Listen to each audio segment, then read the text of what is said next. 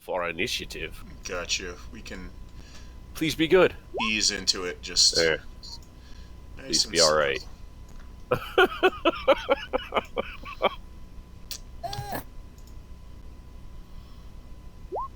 Come on, big helm of awareness.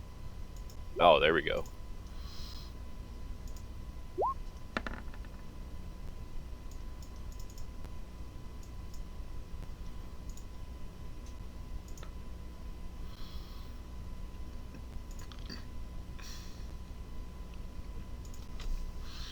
I'm so slow. I want to know where Aurora put all her goddamn stats, man. Her dexterity's got to be abysmal to be rolling that way all the time.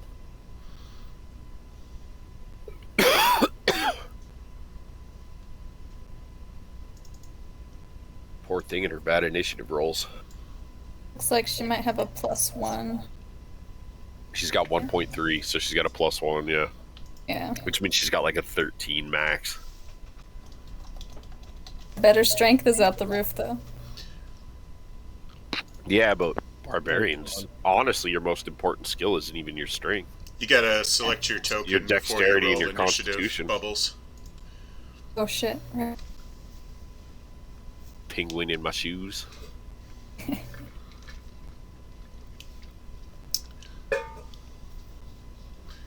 There we go. Penguins. Oh, it's actually better. Cool. I'm sorry. I had a head cold for days. Got it.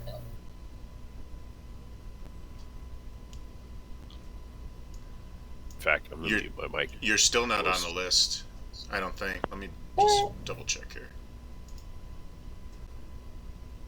I got such a long list. I'm not. How do I get on it? Gotta select your token and then click roll initiative. Right. Oh my god, I'm sorry. It's been 2 weeks. No problem. Said that. Okay. Click. That one. It's gonna be abysmal now. Big money, no whammies. Ooh. Yup. See, that's how you remember. This is how players learn to select their token first and then roll initiative. Can't confirm. I was about to roll and then I'm like, wait. I can link you. You can put a macro on your bar at the bottom, so all you have to do is click your token and then click a button, and it just rolls initiative for you. Yeah, macros You are already actually have- really easy, and I just haven't even bothered to figure them out yet. Yeah, I have one program for my initiative and a couple of my spells that are frequently used. Cool. I should do that. I had so many macros in World of Warcraft, it wasn't even funny. That's the only way to play WoW, though, isn't it? It's like you have to... Yeah, you gotta have macros for WoW. there's Otherwise, so you many have to have people- superhuman reaction time to get your rotations down. Yeah, I knew some people that didn't. Stupid. I used to use one that even had like the pixel finder on it, so it would just automatically hit my shit when it came off cooldown. It would literally monitor the little, you know what I mean? The numbers that tick down on the front of your bar from the overlay. Yeah. I used a few in Final Fantasy, but not a lot. I haven't played that. Is it any good? I love it so much more. Okay, so like story-wise, world's better. Combat's a little slower until you get higher levels. Then you have like enough because it has like a slower global cooldown than like what WoW does. Yeah. But you have a bunch of like off global cooldown skills. So as you get higher level, it gets more complex, and you're like weaving things in between the global cooldown when you're not casting shit and stuff like that. It's not bad. As far as like combat goes. Well, somebody just got archered at. Neither of them hit.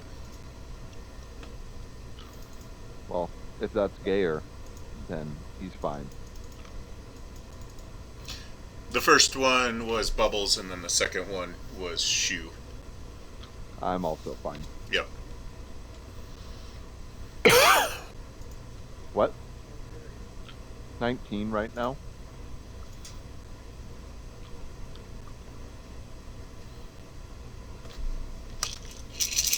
Because I took that like heavier or the heavier medium armor that you gave me, and I have shield.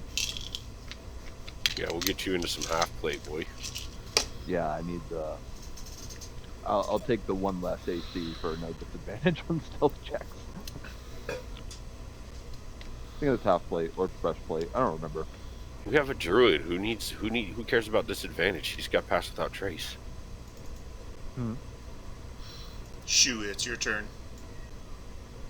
Oh, sorry. Oh no, you're fine. I'm sitting here munching on popcorn, not paying attention. All right. The guy right in front. I'ma just it's perfect time to cast some hex This guy right here? on him. Yeah, this guy right in front. Yeah, that guy. That guy right there. Cast hex. I forget that whenever I click it, it just rolls damage for some reason. I was just trying to show you that I was casting it. Then I'm going to Eldritch Blast that motherfucker. You get 2 beams there too. Oh yeah. On that first beam, I'm going to go ahead and use my feature, which is called Favored by the Gods. Try to get that up a little bit. Oh, well, fuck. Some things roll, some things don't. There. So it's 15 for the first one, 26 for the second one. And I'm assuming at least the second one hits, so there's hex damage as well. Did the first one hit? With a 15? That did not. That did not. Okay. So the total damage is 13 plus 5, is that right? No, 13 plus 4. The d6 roll was for the hex damage. I And gotcha. he has disadvantage on strength checks is what I'm going to do. Okay. And that's it. Okay. Thug.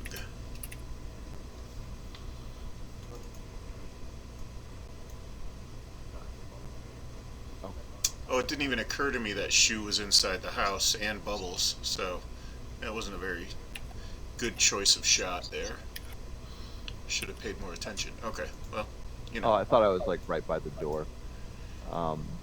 Where is the door to this place, by the way? There's one right here, and there's one right here. And these are windows, which work just as well. Okay. You can shoot Well, then- Eldritch Blasts out of a window anytime you want. And I didn't unlock the tokens. Can I, before I end my turn, can I just move back a little bit? Yep. Okay. Alright. And that's my turn.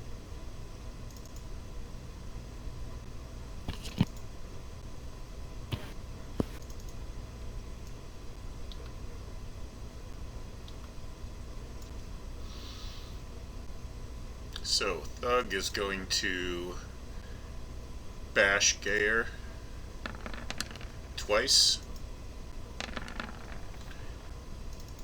And No, sir. whew, catch a lot of air. Yeah. Archer is going to shoot at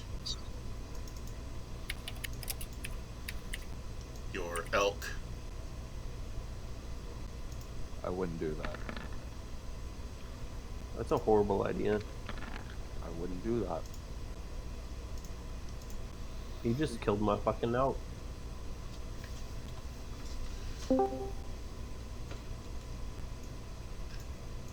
Get that squared away. Alright. Bitch, you fucked up. Sorry, I got caught in traffic. That's okay. You're good. We haven't even got to your turn yet. Alright, so. And that's it for his turn.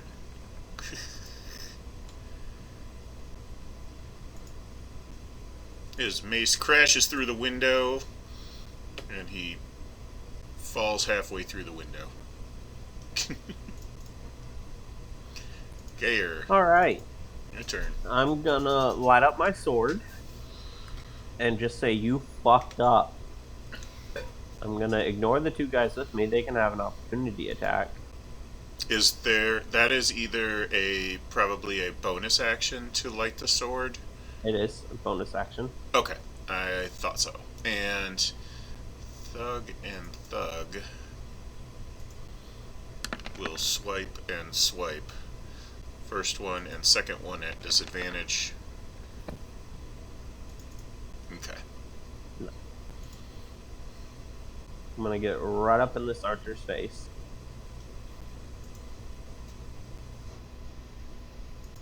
And let's do a little bit of this.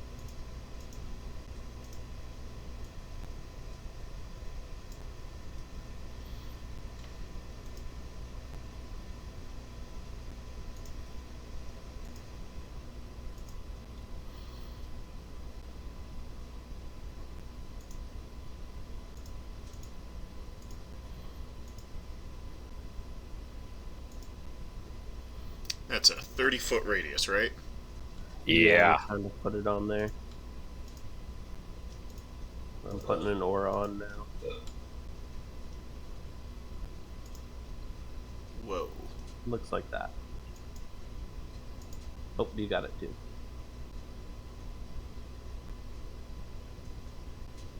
Oh, it is there. It's okay. You had a better choice of color because I was trying to be cute and go with gray, and that was probably not the best choice. So, wisdom save for. First of all, let's start with some thugs. Let's see, 1, 2, 3, 4 wisdom saves. 5. Well, damn. I ain't scared of you at all. No, that guy is.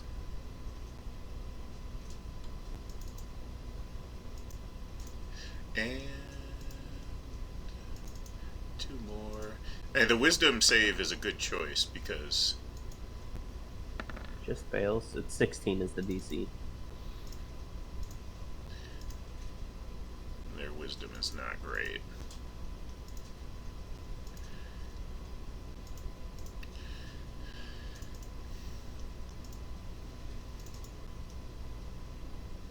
Bandit Captain is out of range.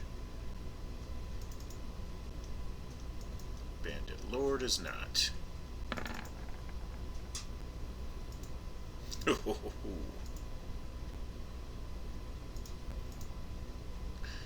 Yeah, one of these days you're going to face an enemy with high wisdom. But today is not that day. Ooh, Archer passed. They got lucky. Lucky. 3 of them. That one fails. Now what are you doing? Get all those good rolls out of here.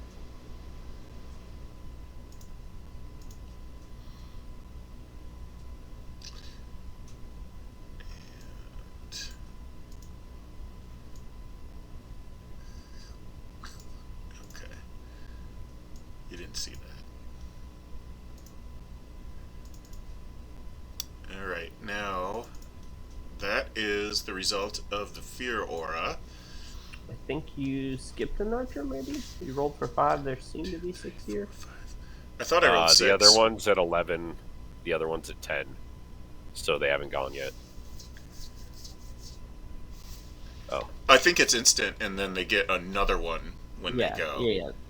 On their turn. And I thought I rolled a 6th one, but apparently it didn't go through, so... Yep, okay, there we go. Okay. That is the result of the fear aura. Alright, that's my turn. Alrighty. Can't shake a stick at that. Yes, plus they can't willingly move towards him. They scared. Disadvantage on all attack rolls while I'm in range. Yep, and ability checks.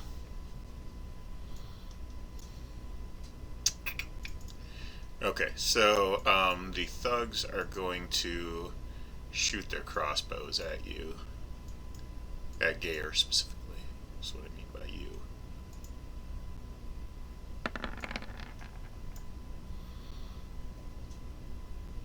That's a 21 for 7 damage. Oh wait, that's a disadvantage, so that just hits. Okay. So Yeah. the crit doesn't. Okay. 7 damage? And I don't think the other one hits. Nah. And one more. Oh, it went through twice. Just counting the first one. Neither one would hit anyway. So, Archer, and this one is not frightened, so...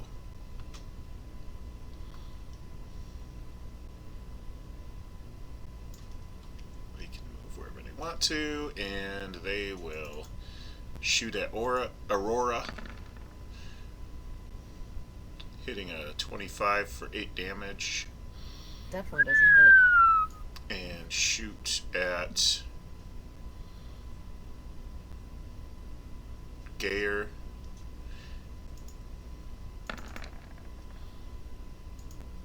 $13.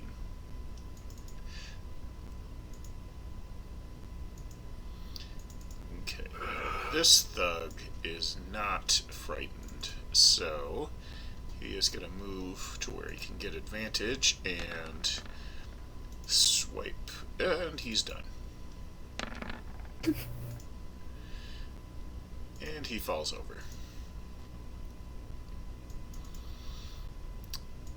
So, to clarify, if you roll on that one, even if you're at advantage, you still fall?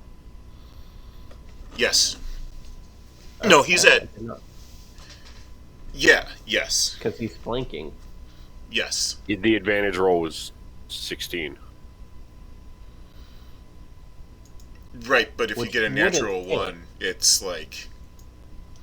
Okay. you don't have to call it a fall necessarily. It's just an imbalance. Like it's a momentary. Sure. Yeah, he just swung super hard and whiffed and threw himself off balance. Yeah, I get the nat 1. I just didn't know if you would count the nat 1 if you're at advantage. But I'm all for it. Is Works that in how my it's? favor.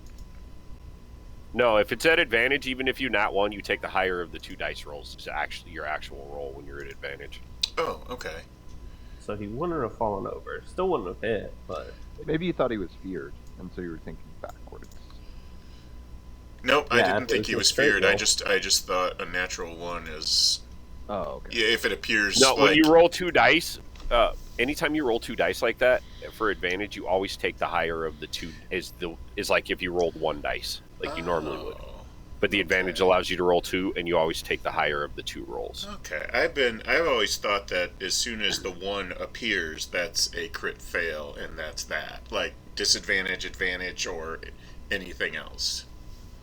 I mean, if that's the way you want to rule it, you're the DM. You're more than welcome to.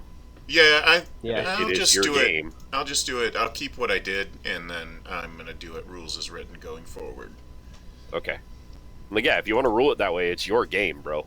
You Sure. change Yeah, whatever yeah. None rule of us you are want, bad bro. at it either. Like, I don't think it's bad. I get why you would say that. I've changed plenty of rules, so Yeah, like I said, it's your game, your rules. If that's the way it is in your game, that's the way it is. And that's Oh, a somebody got critical critted. hit on Gayer. No, it's not. It's Disadvantage. not because she's got disadvantage. It's an 18. And You then were a just testing me. 17. Neither of which hit Gayer. So, Vasily is next. Oh. As he's running into the fray, he literally, Boca, get in the backpack! Yep. He's like scurrying. Yes. I will move to there. Raising my holy symbol aloft. This is Oh, not beseech a you. wall, by the way. It might look like it's I supposed figured to be it was a just wall. like the edge of a porch, like a little step up or something. Yeah, kind of like the edge of the property. Yeah, I didn't figure it was a wall. That's why I moved straight like that. If you would have been like, that's a wall, I'd been like, oh, okay, well, where are the stairs? Yeah, and as I lift my holy symbol up, a bright light radiates from me, and a bunch of little guardians spring into existence. That's a 15-foot radius there on Spirit Guardians. And hold on, I'll change the color on that so it's not overlapping his. There we go. It's blue. And That floor is like blocking everything. it is too. Yeah. I can, just from the angle, I can see where it is, but for some So I reason, need DC 16 Wisdom save from pretty much all of them that are piled up there. Woohoo!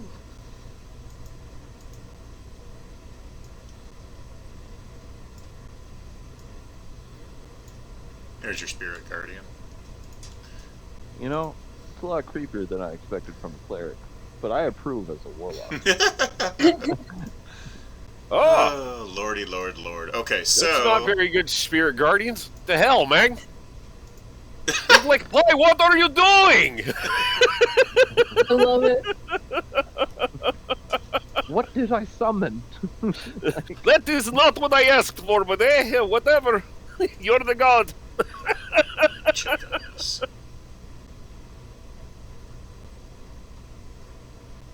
It's difficult terrain, so it's double movement inside of there. If they save, they take half damage. If they don't save, they take full damage. And the damage is 14. Yes. And if they start their turn in the radius, they need to make another save, and they take damage again. Let's see, I think I'll use this. Kind of like entangled sort of type of action. So, okay. Thug 1, Thug 2 fails.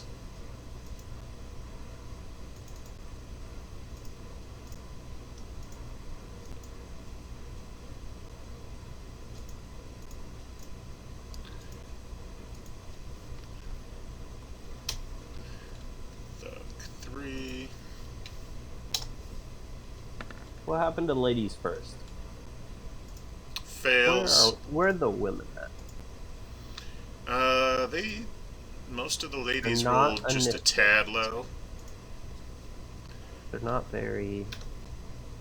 One of them rolled really low. If we're just being honest here. Yeah, I'm just trying to soften the blow. It's okay. I just like to call it as it is. And he passed, but still takes 7 damage. And archers. Well, let's do the Bandit Lord. Bandit Lord fails. Bandit Lord is all kinds of hung up. Wowzers. You guys went full ham on him right away. Which is probably a good move, too. I don't know what armor he's wearing, but I almost cast heat metal on it. Looks like he's wearing... Oh, there's one more thug. Yeah. There's 4 of them in the radius, 5 of them in the radius, actually. 15 is a fail. Get out of the way, Yeah. Spirit. It's actually the one to his right here. This guy is also in radius. Yep, he failed his... No. He's the one who passed his save. Oh, so, okay. But he took he took the 7 damage, so... Okay. Archers. Yeah, you guys are handling this about as well as you could. So, I don't think you're going to have too much problem killing these guys. 2... 3... What else do we got? 4, 5 archers.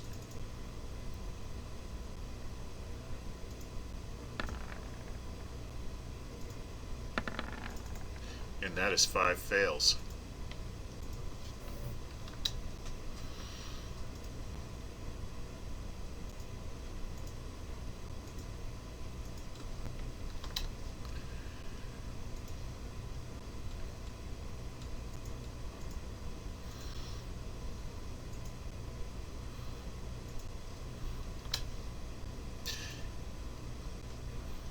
Lady Arcana, I don't even see her on the map. It's because she's probably invisible. She's invisible, of course. God damn it. Fucking, why are we such meta gamers? I don't really care. So I shouldn't go with my next comment, right? I don't beat myself up over metagaming very much. If you can metagame, I can homebrew. So, That's fair. Is there anything else for Vasily? No. Okay. That is end of turn. That's my movement, and I don't have anything I can do as a bonus action.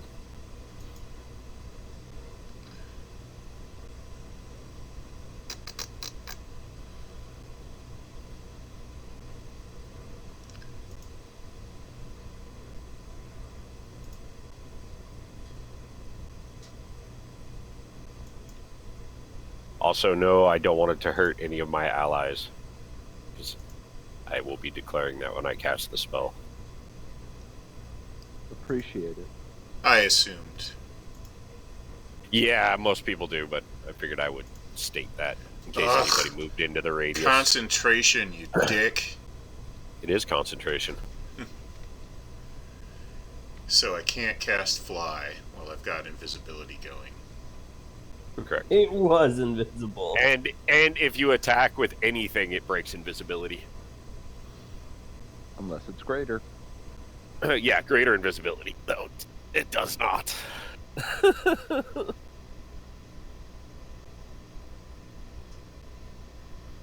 Okay, I'm gonna go with my original plan then. Nope, that's concentration too. Fuck you, concentration. God, asshole. Rule of thumb, unless it's like cleric spells, cleric seems to have like spiritual weapon and a few other things that don't take concentration that last more than one turn. Most of the time it's concentration. Well, At least and in my even head. yeah. Well, you're not really bottlenecked too bad on concentration spells, to be honest. There's only about 2 of them that are like actually worth having that are concentration. Spirit Guardians and Animate Objects. As a Well, I cleric. meant, like, Let's do some of this the one cleric spells, first, you can, like, and stack a then bunch of I shit. will figure out what I want to do from there. Okay, so she's going to cast that. So does that mean we kind of get her position, or are the mirror images also invisible? The mirror images would also be invisible. Yeah. So, okay, I'm just making sure I understood what was going on. My character has no idea that even happened, though. So.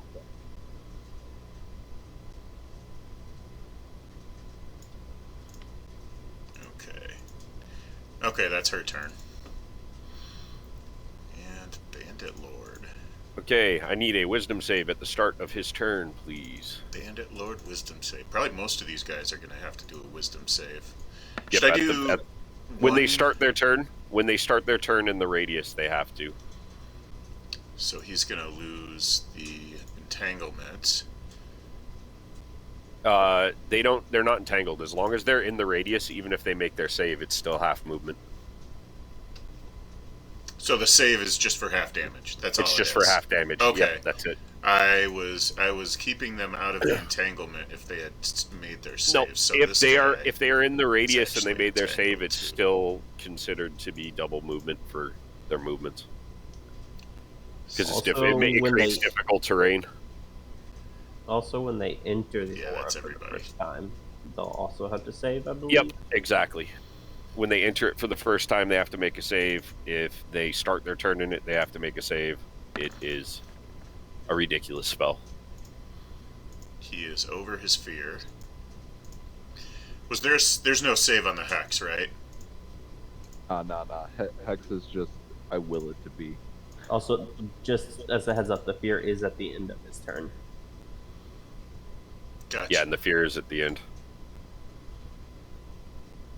His saving throw. So if Right. he attacks, he'll still be at disadvantage.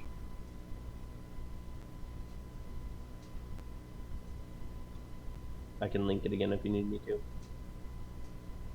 No, I gotcha.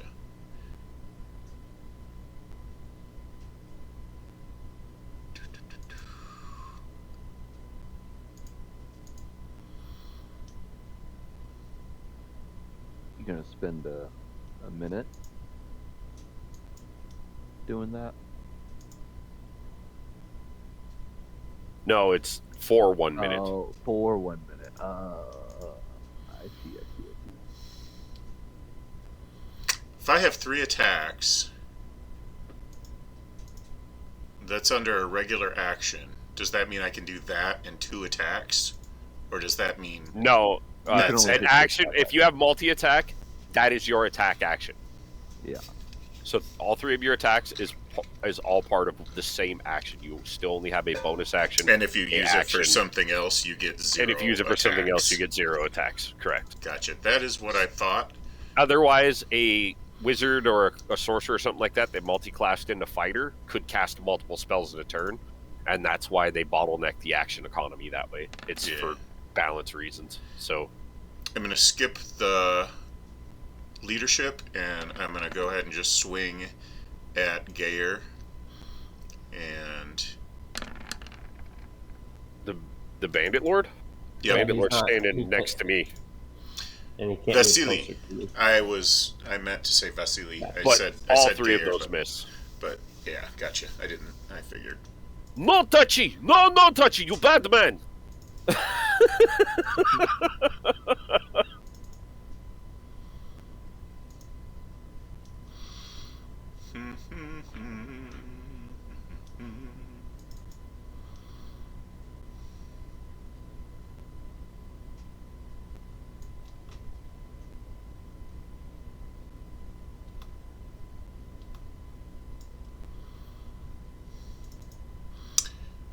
He's got to get through those doors, which is going to take up his actions, I think.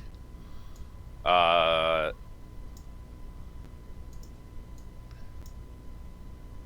because you could open a door or pick up a weapon as an object interaction as part of your movement. But if he's got to go through multiple doors, that's on you. I think this is the edge of a stable, and he could probably jump over it, but he definitely has to open these 2 doors. Yeah, because 1 door you can do that as an object interaction as part of your movement. So, yeah, we're going to go with he is hung up on doors. Bubbles, it is your turn. Right. Well, I had a plan, but seeing the bandit captain, I'm changing my plan. I will go giant toad, try to swallow him. All right. I like this girl, she swallows. Hey! Got him. Gobble me, swallow me, drip down the side of me. That's a wop. Sorry. With the bite. And she bites, so, you know, don't get too excited. Gear song lyrics. Before I swallow. I was told that crude jokes were okay, thank you. They are.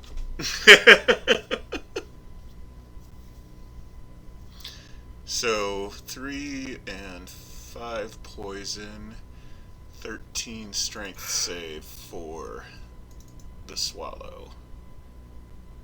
The bite. Can't swallow till I bite. Oh, right. Okay. I'll latch on first. Okay, so I think that puts you over here. And he is bitten. I'll just count that as grappled, which is more or less what it is. Yeah, it is. Okay. Anything else for Bubbles? That'll be good.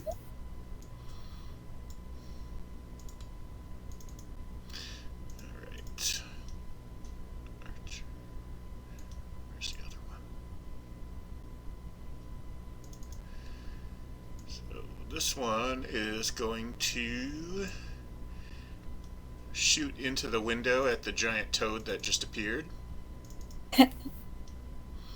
Disadvantage. She's at disadvantage anyway, so. Ah. 19 and a natural 1. So that 12 might hit you, I'm not sure. Oh shit, I have to check. Which archer was that, by the way? 11, yeah, hits. Right here, this one. Wisdom save at the start of her turn.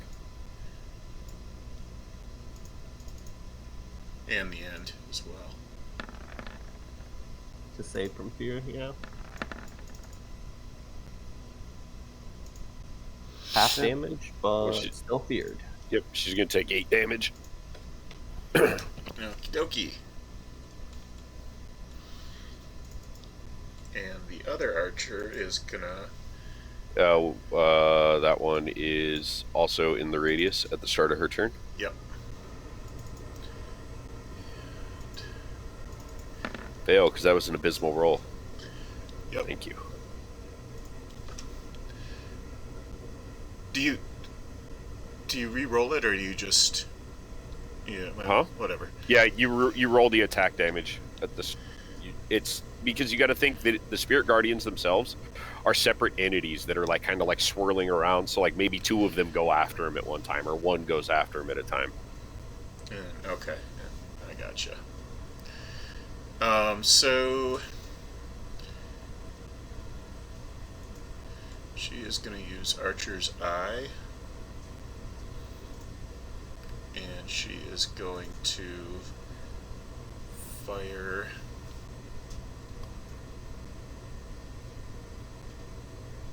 Yeah, she'll fire at Vasily. Yep. This is Archer's Eye. Yep. So you add a D10 to the attack roll. Oh, that's a crit fail. I was going with damage. It says attack or damage. Okay. I was going to add the D10 to the damage. Okay. Not a problem. So miss, crit fail. Okay. Aurora. These guys are clowns. I'm gonna move up here. I'm gonna meow before my eyes start glowing gold and go into a rage. First attack. Meow. Rage. Oh my god. It's terrifying. 14 to hit for 15 wrong? 16? 16? I don't know math, man. It's Friday. I work at a bank, I'm sorry. Does a 14 hit? Yes.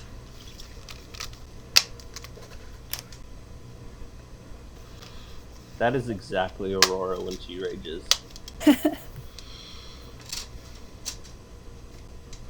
And I'll take... If he's still up, I'll take my next attack on him as well.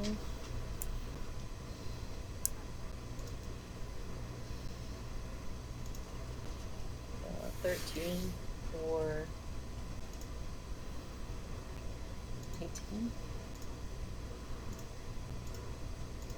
And that will kill him. And for the rest of my movement, I'm going to move right here. So that's the end of my turn.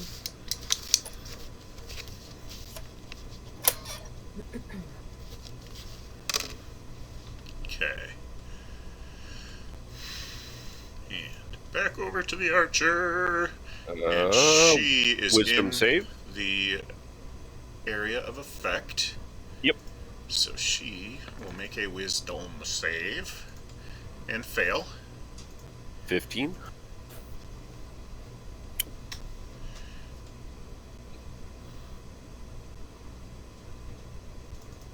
She is going to use Archer's Eye and use it for the attack roll this time. And this is on Vasily. Okay. So Roll the d10. that is 8 plus Wait, is she at disadvantage? No, she's not at disadvantage. That one's not at disadvantage. Right, so she hit a 26 That one is a hit. Hold on 1 second. for 7 Roll the damage. 7 damage, so DC 10 con save. Yep, I maintain concentration. And one more. And hold Just on, I a have to regular subtract. old. Oh, that's a crit. That is a crit. So hold on 1 second. -7 for that. The -13 because that one hits. That's still less than 10, so DC 10. Oh, and she broke my concentration. Spell goes down. Okay.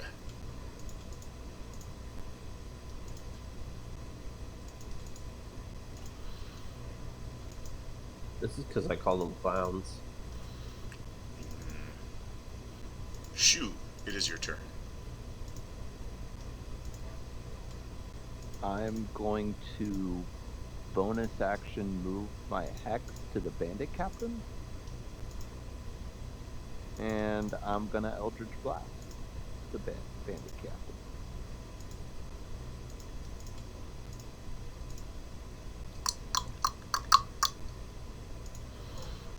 Oh. Well, first one surely hits. It does, Or- and don't call me Shirley. Do you Nothing? have an issue No? with Shirley? Okay. Do you have an issue with it? Why do you hate Shirley? What did she do to you? I appreciated the Oh. dad joke, okay? It's Thor? wrong not what way. she didn't do. Right, exactly. She gets it.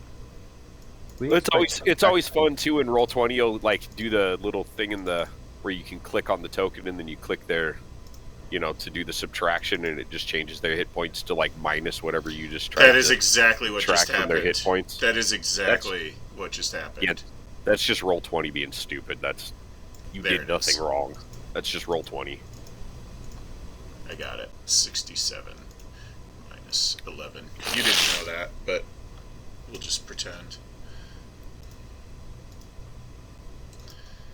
Minus 11. Now it worked. Okay. So that was 11 force damage, and then... Is that it? Yeah. That's my turn. Plus the one plus hex. 1. Yeah, plus the 1 hex, because I moved my hex over to him. Okay.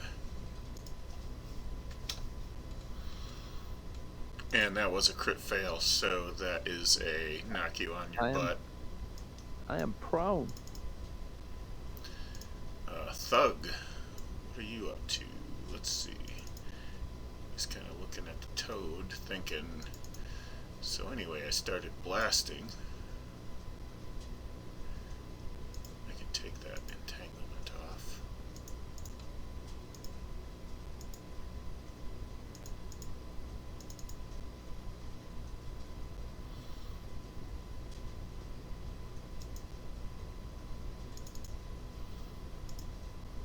Within 5 feet. That means the adjacent square, I assume. Must be.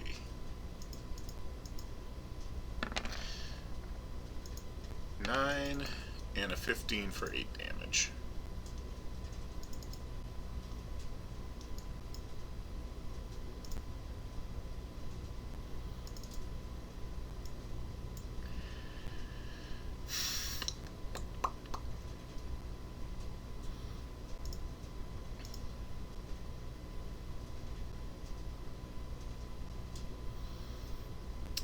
This archer is going to shoot at Gayer.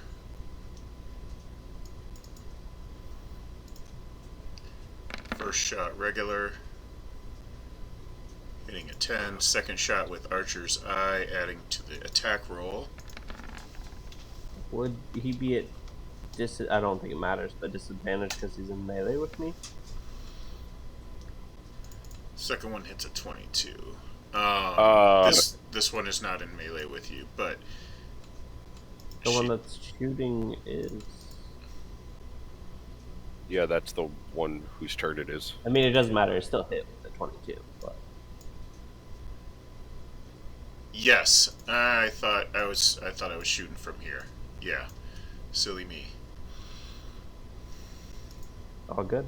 So she is in fact still prone. He or she, as the case may be. The tokens kind of look female. I think there's female. Yeah, they do look kind of female. They Stop could just be. assuming- They could just be elves, though. I'm just saying. Yeah. I don't like the elves in the elves in The Hobbit. I think they kind of took it a direction I don't really care for. I like the elves in Lord of the Rings, but the Hobbit elves were just kind of, you know. Mm-hmm. Yeah. Okay. Now I get my pack tactics. And I can make 2 attacks with advantage on Vasily. And that's 22 for 8. Yep, that hits. And 18 for 8. That one misses, though. And it's Gayer's turn. Alright. I'll swing over here.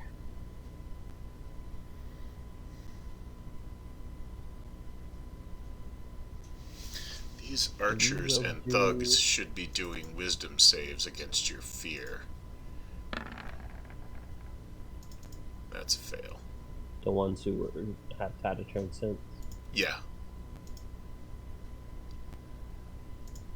I'm gonna take 2 swings at the one to the left of me. Okay.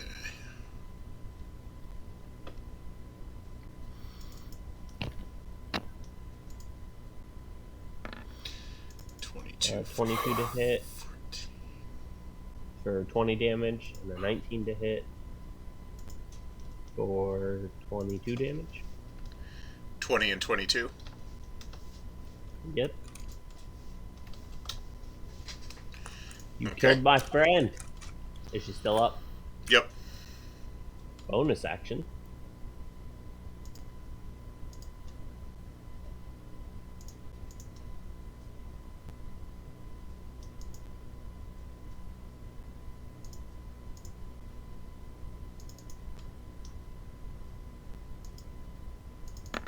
I'll cast this, Spiritual and weapon. I should be able to get an attack right away. Okay.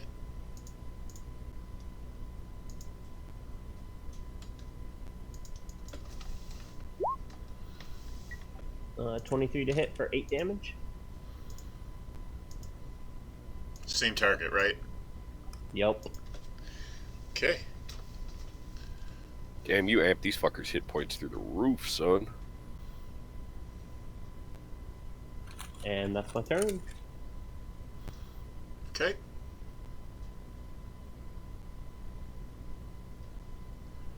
Who is next? Generic thug. Right next to the Lord. And he is going to... Oops, not charisma. He's going to make a wisdom save. And fail, so he is still frightened of Gayer. So he can't go any closer to Gayer. But he can move over to Aurora and bug her for a bit. And this is going to be disadvantage and advantage at the same time, which pans out to nothing. Yep. Hitting a 13 for 7, and then hitting a 11 for 4 on Aurora. Both miss. And next up is this thug, and let's do the wisdom save. Save. And that is a fail. And I think he's going to have to flee with that kind of a fail. So he's got... Okay, so he's going to dash away. Vasily will get a attack of opportunity. Okie dokie. Where is my mace? Yeah, I saw that coming. Caught a lot of air. So, I'm like, yeah, I saw that one coming.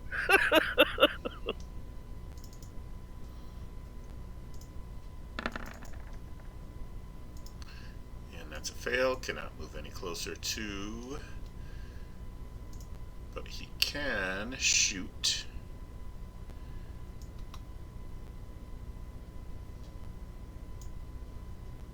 I gotta measure that because that might not be. Yep, that's closer. Can't do that.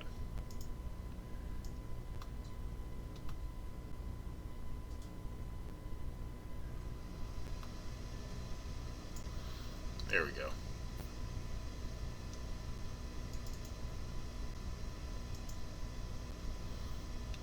And that gives me my advantage, which cancels the disadvantage, and I'm going to swing at Frog Girl for 9 and 19 for 6 damage. I think the 19 will have hit.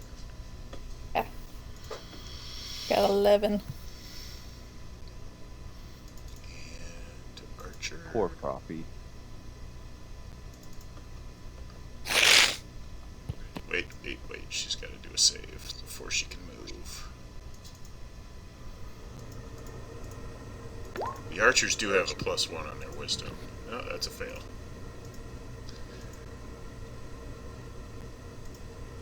Again, I mean, it kind of matters.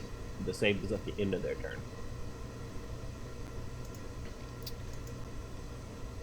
Thank you. Some of them are at the beginning and some are at the end, and that messes me up. Some of them you won't even get a save against after you fail it. This is going to be a shot on Vasily, and then a shot on, I'm going to use the Archer's Eye for the damage, and this one is shooting at Aurora. Hitting a 10, which I don't think hits anything for her. And then she fails her save. And next, hey. Up is Archer.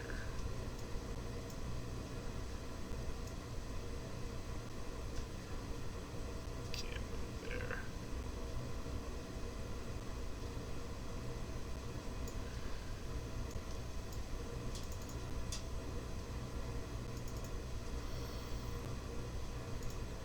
I'm going to use this for the attack roll. Firing on Gayer. Can I attack somebody who I'm afraid of, or is it just disadvantage? You can, but it's at disadvantage. But it's at disadvantage anyway, so... Yeah, it's disadvantage on anybody as long as he's still line of sight. And she has whizzed it. So it's Vasily's turn next. Yes. As he... Holy Symbol reaches out with one finger, he asks the bandit lord, "Does my hand smell funny?" As he upcasts inflict wounds. That's disgusting. There's no save on that one. You just did 14 points of damage. No, I did 20. 24. 24 points of damage. With a What? smelly finger. Wow, Yes. Uncle palming him. Yeah, basically. Does my hand smell funny? It's the oil check hand. You're disgusting. All of you. Mm-hmm.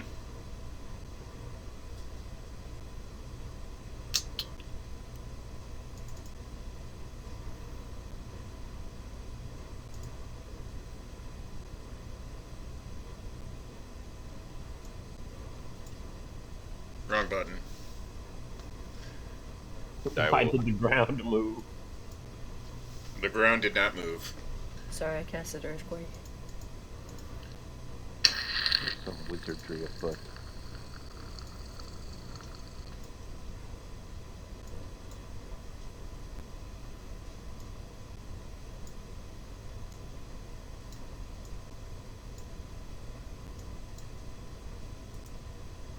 I'm just getting electrocuted now.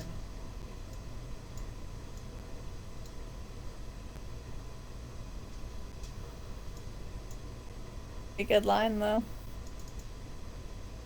Be fun to do.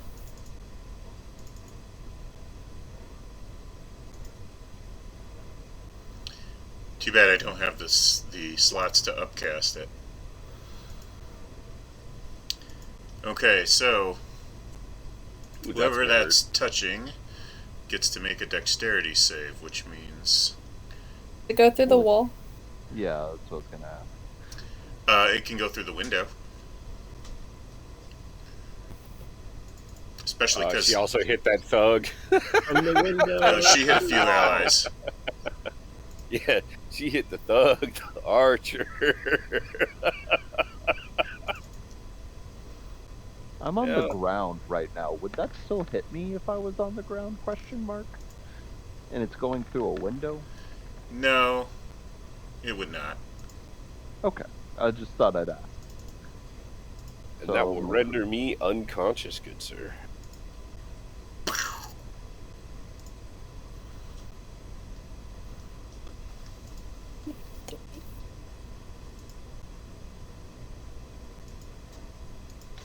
And that will, unless she's using improved invisibility, that breaks her invisibility as well. Yes, it does. I am no longer a toad.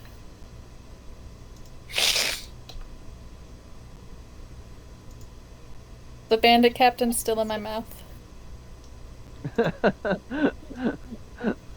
If I had a dime. You'd have a dime. Yep.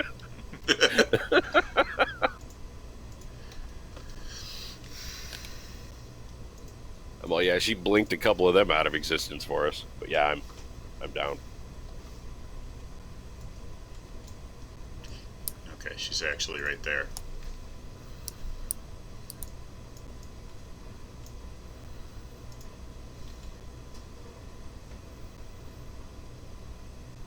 Woohoo! Bandit Lord is next. And Bandit Lord...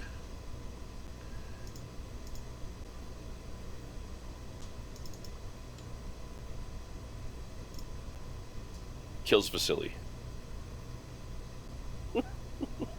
Next time on re-rolling your character. Can I use Sentinel if he's attacking? Hope you got Vasily? some backup. Oh, dude, I have He's no within problems. 5 feet. he's not attacking Vasily, he's attacking you. You're a nice DM. Good. You're a nice DM. Thank you for being a nice DM, because that would have been 2 failed death saves and he still would have had an attack. I would have healed you. He could have killed... No. Oh, he we're could have not killed you with we're the not first doing 2 death attacks. saves. We're doing negative hit points. Oh, Where did okay. where did that lightning bolt take you down to? It's 3, if that's the case. -3? Yep. Okay, you are at -3 and bleeding out. So you will lose 1 hit point each round. Okay. So And you're running at 3rd edition rules with less bleed out.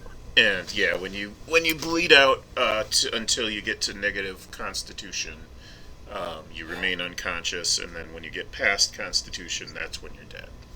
Okay. And your So you've constitution got is time. probably pretty good, so you probably got something in the ballpark of 12 18? to 15 rounds, I'm guessing. So you have 15 Yeah. rounds. Yeah, I've got 18 constitution, so...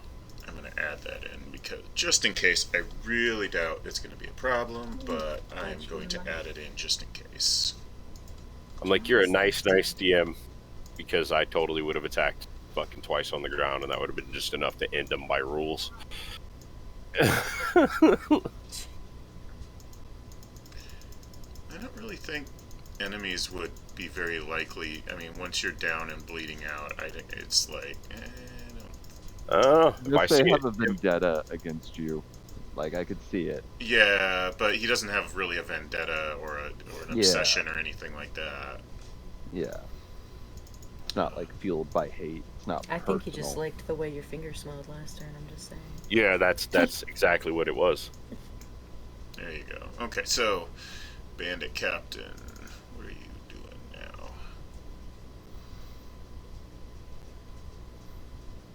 Let's do Scimitar and dagger, and this is against Bubbles. 18 for 5 and 13 for 5. Let's let me see. 16, so I take the 18 for 5.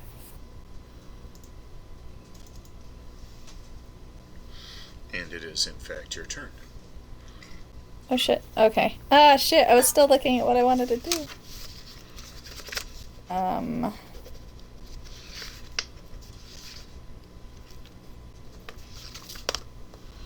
So,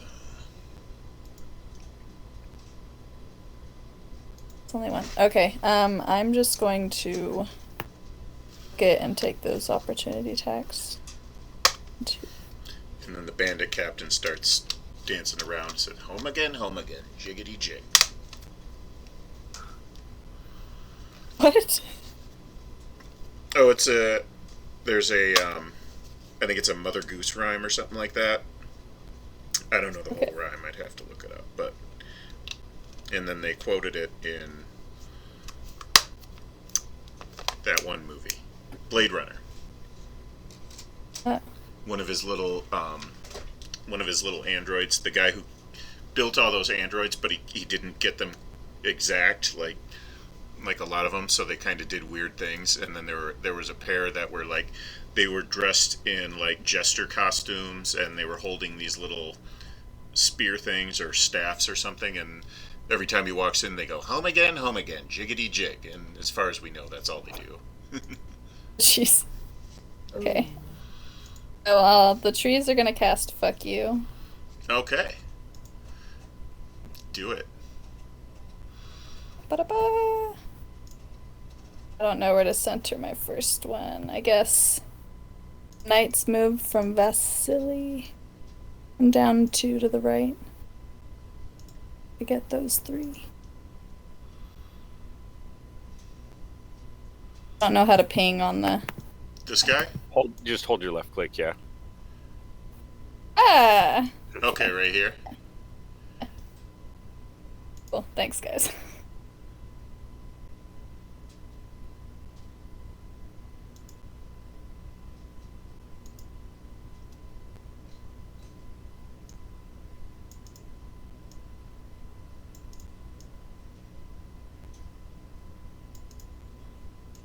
Okay, so that is 2 archers and the bandit lord.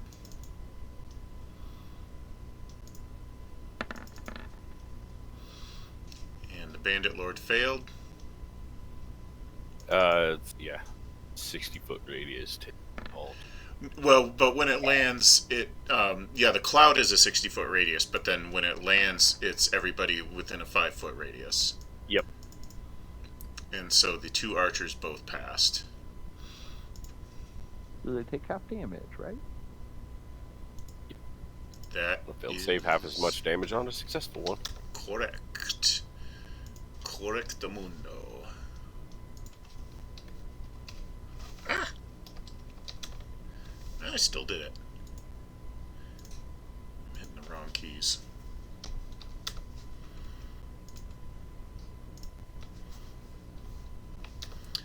The Lord is looking pretty rough around the edges, just so you know. This is not his day.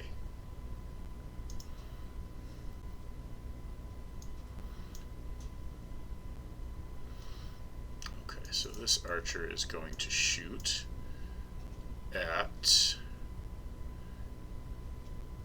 Can I shoot at Bubbles? No.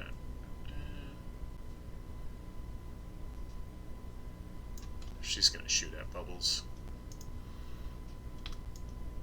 That's really borderline. What do you think? Soft cover? Partial cover? Yeah. +2 to AC. Partial cover. Yeah. That's one of those that it's like, ooh, that is so right on the edge, you know? Yeah, she's gonna have to thread the needle too through combatants and the wall and. Yeah, no, that hits. She's at disadvantage. Oh, Oh. The next one is going to be Archer's Eye on the attack. And I am going to, let's see, 18 plus 6 is 24 for 12 damage. And then Who's this on? It's on Bubbles. Okay. And then we do the wisdom save and fail. Bubbles needs to make a concentration save too for her spell. Right, thank you. Or is it this one that's next? It's just concentration. It's It's Constitution save. Yep. Yeah. It's 10. It's 10 or half the damage, whichever's higher. So you're good. Yep.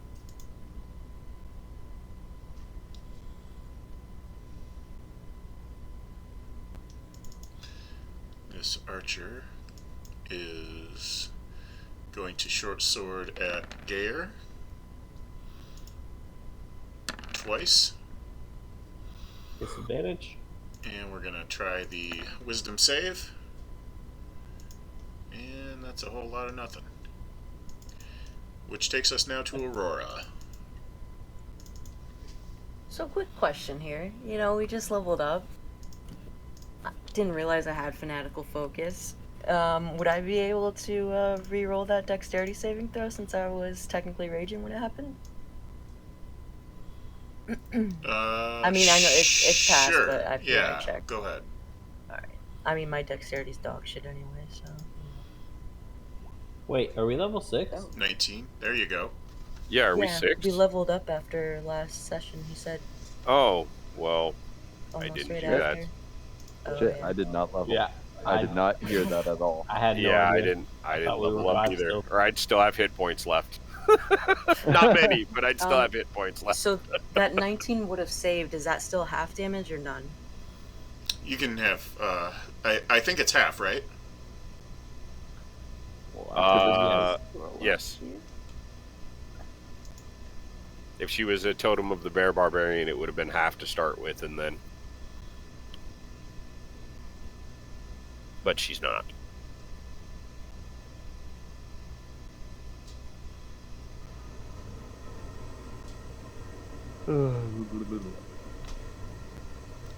Yeah, I didn't level up either. Yep. Right. That was right after the session on November 20th. You're at 23,500 experience, which should gain you a level. Right.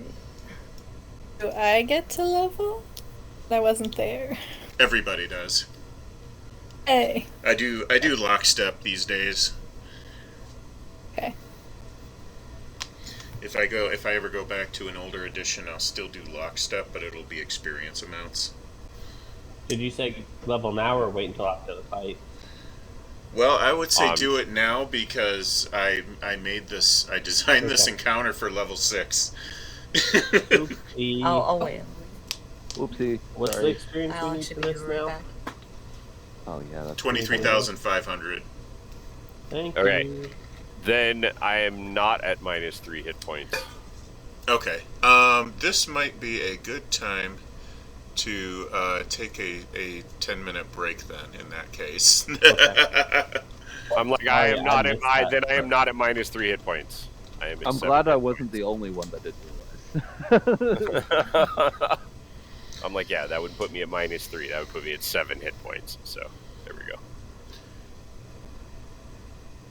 There you go. Alright, that works. So you can level your characters for a few minutes, and But that also raises my AC. Oh, yeah. So, Dragon's Breath. I can cast it on anybody, and as an action, they can do the Dragon's Stressed Breath out about spell. managing ad. Where I'm Pact of the Chain, can I cast that on my familiar, which typically can't take an attack action, but he does have a regular action, and have him use Dragon's Breath? I think so.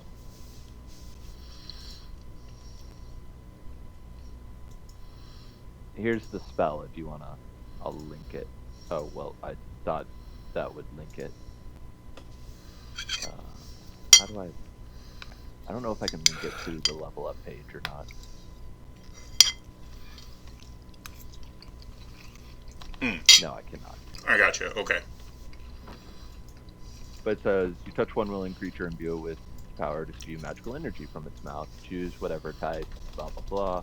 The creature can use an action to expel energy in a 15-foot cone. Each creature in that area must make a dex saving throw for, and that's pretty much. Yeah, it's versus your spell DC. Yeah.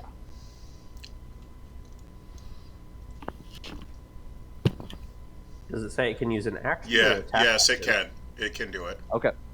Awesome. Cool. Well, I'll definitely be grabbing that shit. Okay.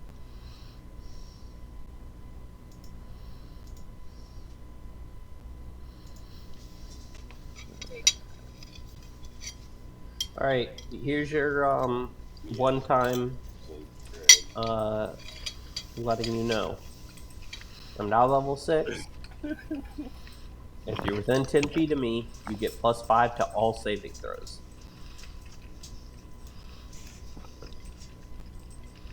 That Aura includes of me. protection, and that is all the time. Not bad. I will link it. I made my own beef jerky. This shit is fucking delicious. Dude, homemade beef jerky is the best. I use sirloin steaks too, like top round, like good top sirloin too. So it's like soft. It's like a bit long. Nice.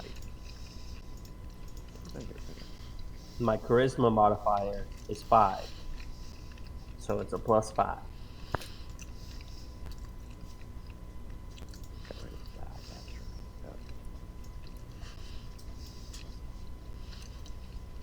Oh, hey. Lady Arcana needs to make a wisdom saving throw. For what? She's in your For your aura fear. of fear. It's not an aura that's like ongoing. It's a channel divinity. If It she was bursts. in it, if she Oh, was in it when she was invisible, then she would have been feared. gotcha. But like technically, the aura is gone now. Okay. But people, once they're afraid of me, they stay afraid until they save. Yeah, okay. I was having It's the people same thing as an become intimidation feared. check, but it's I just a mass will- intimidate. I will always be letting you know what my fear stuff does, because once I get level 9, it's going to change a lot. You'll start using a spell, and they won't get saving throws if they fail. So, and I've got an attack that does it differently as well.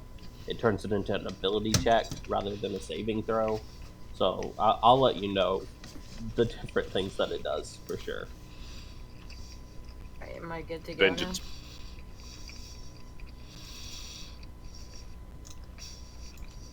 What'd you say about vengeance? Vengeance pallies are fucking insane. Yeah, I'm a conquest pally, but you know. Alright, I'm gonna attack the bandit lord. Okay. What?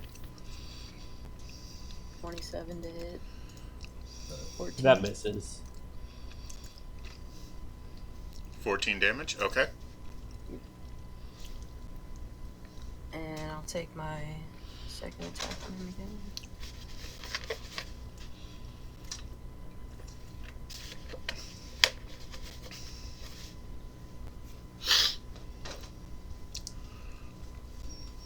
Yikes. Critical fail. Did you reckless? No, I was going to, but then we took the 10-minute break and everybody leveled up. So, it is what it is. Dope. Alright. So, this archer is next. Who is this archer going to shoot? I think I will shoot Bubbles. I will do an arcane eye, archer's eye rather, and I will do it on the attack roll. So that's 12 plus. So that could be a lot. 18 to hit for 9 damage. And then another shot on Bubbles. And All the crit fails everywhere. and that was a fail. They're just slipping on Vasili's blood. Question: was that Bandit Lord? Was he prone? Yes, he was. As a So matter wouldn't of if I had fact, had advantage on him? Oh, you would have, which means that second attack Hit. would have killed him. ooh. And I'm not prone, correct? That is what. Yes, that is correct. Nice catch. Spanx. Okay. Chewing. All right. Shoes on the ground. He's gonna. Bubbles had just like ran out, and he's gonna look up and be like, "Oh, you boys seem really interested, but I just wanted to let you know my brother outside. He swings that way, and you should go find him. And I am going to twin spell Tasha's Mind Whip Fancy at level 6. at both of them.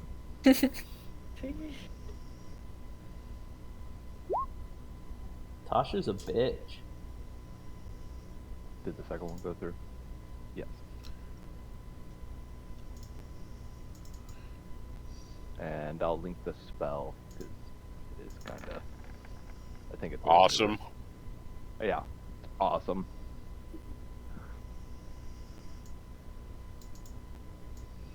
Oh. So I went for both of them, the bandit captain and the thug, or whatever. Yeah, it only gets either a move action, a bonus action, or a attack action. It doesn't get all of its actions. It saved Brutal. both. They Though. both saved. Do they still Oh, take half damage though? Yep, they still take half damage. Unfortunate. And I'm gonna use half my movement to get up. And let me see where I can get. Cool. I can at least get out the door. Can I shut the door? It's a free action, I think. Yeah, Got you can one shut the more. door. I'm gonna shut the door and lean against it. Alrighty. It's like a bad idea. Kick it Wait open, you till go they fly. Stab through the door. It'll be fine. It'll be fine. Don't worry about it. House is literally burning down. It's fine. This is fine.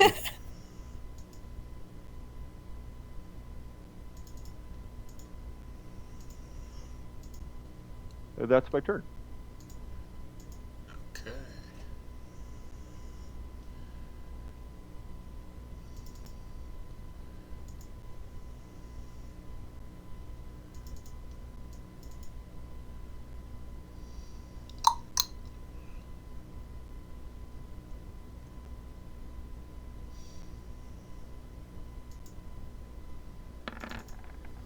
I might have put too much cayenne pepper in those. God damn, that's hot. Nah, man. Nah. All the guys. Your mom saw it. Oh, my dad thought so. So sorry.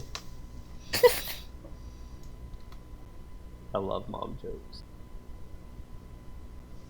I don't have a mom. Me and my dad share yours. Ooh.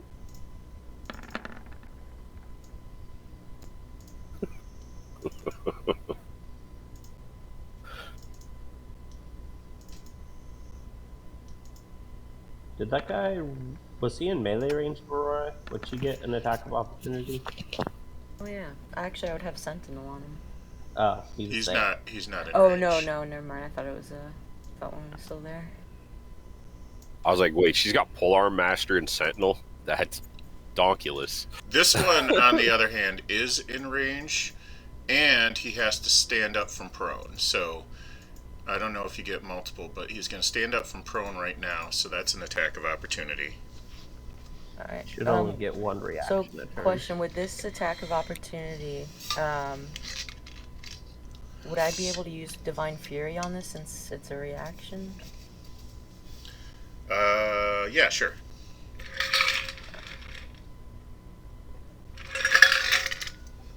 Twenty-three to hit for 19 damage. Okay. And he can't move. Do you want your attack of opportunity, Vasily? He can't move. Yeah, but Oh, he did yeah. stand up from prone to provoke them. Oh, sure. I will. Hit him with that mace. I'll give it a shot. I like to think it's not an actual mace, and it's just like he actually has a can of mace for whatever reason, and he's just like spraying it at him. Mace him. That's not an area of effect. That's gonna screw me up. Okay, he will stick his sword in the ground and Well, I bonked him. put his hands up and surrender. Gayer, your turn. You stupid bit. You like lightning, do you? Have some fire.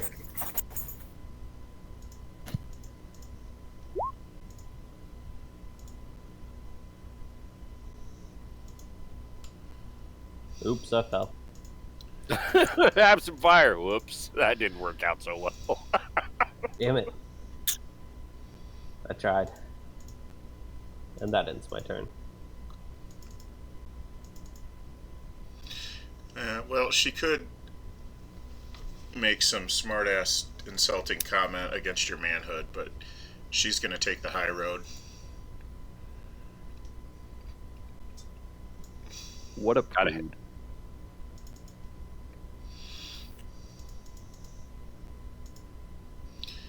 Okay, this guy is effectively gone.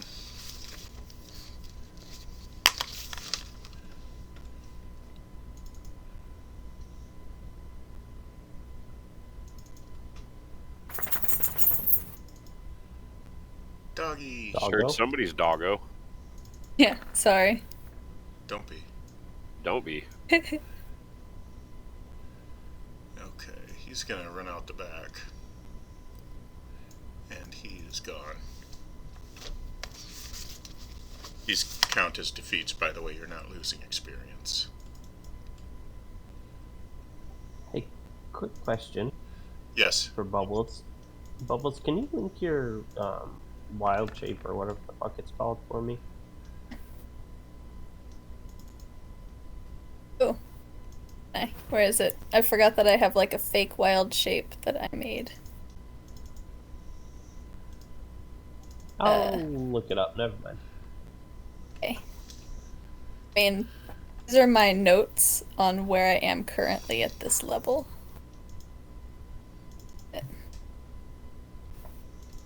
Circle of the moon, huh? Yeah. Yeah, you're CR3, not CR2. It's half your Oh. druid level. I totally updated it's that. Not, it's not for wild shapes. For that was my bad. moon druids, it's your level divided by 3 rounded up. I wrote that by wrong. 3. Okay, so it is 2. It is CR2 now. Yeah, my bad.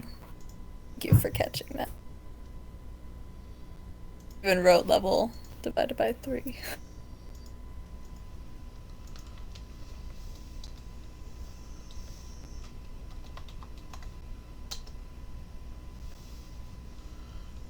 Of course. Okay, so that hit an armor class of what now?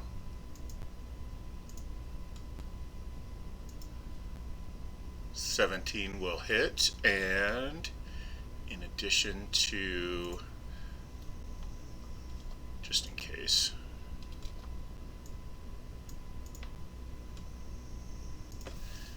I suppose I could.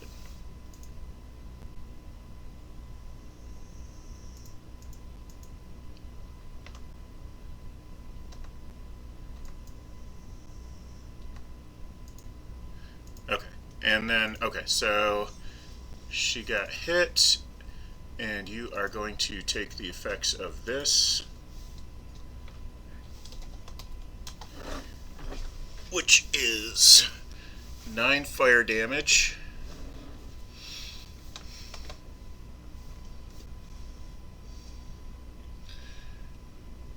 And then I have to do my Constitution save.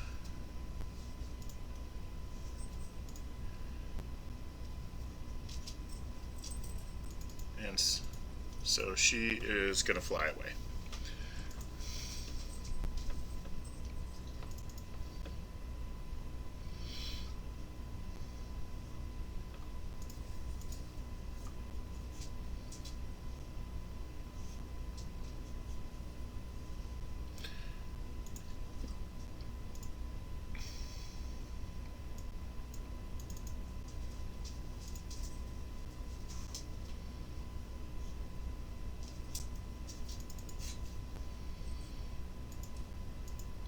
Keep rolling charisma when I mean to roll wisdom. Oh, he is actually gonna fight to the death.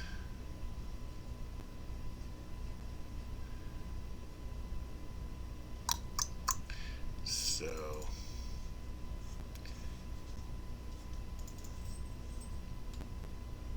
Bandit Captain will hit Aurora.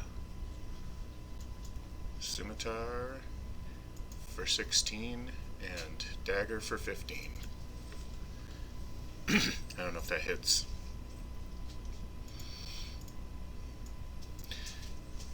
For a total of 10 damage altogether. Okay, gotcha. Go lay down. Go ahead, Bubbles. Hera! What are you even doing back there? Get. Nope, that's my pit bull. Well, yeah, she probably thinks she's a cat.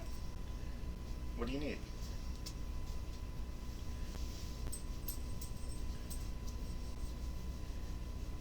Do you need something?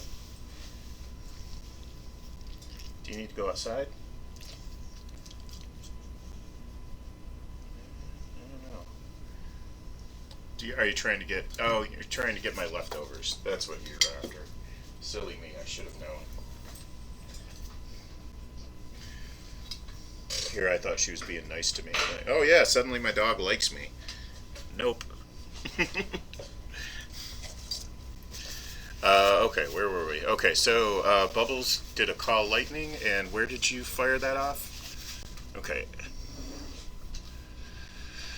And so Archer will do a couple of dexterity saves.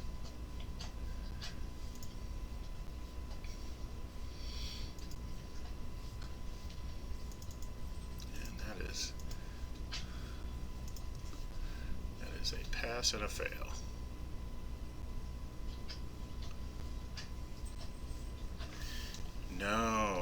No, that's a fail and a fail, because she is still under the effects of fear.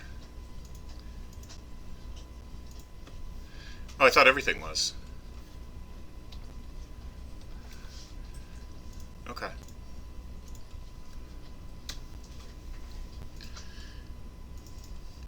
Then Archer is next. She is out. Next Archer.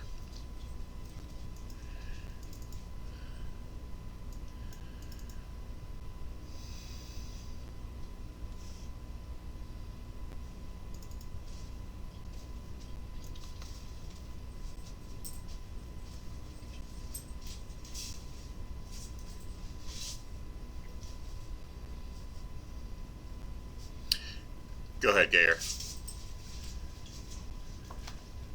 Fire away. You already used it. Okay. Well, she is out of there then. Yeah, I can't remember all this shit. Okay, so Aurora, your turn.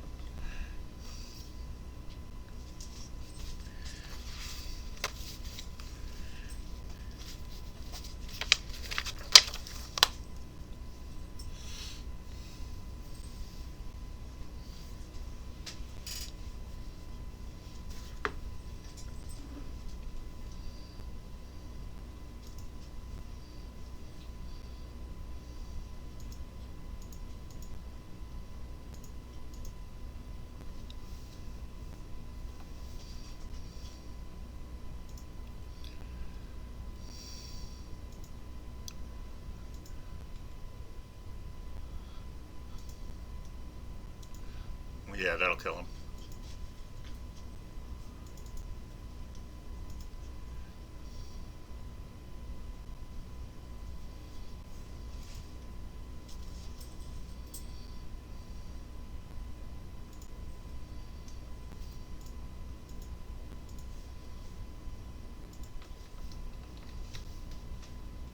That will hit.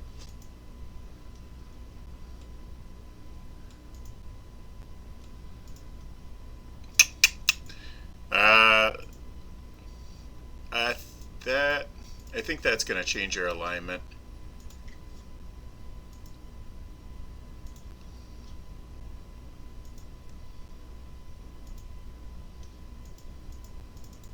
I think you're neutral evil now.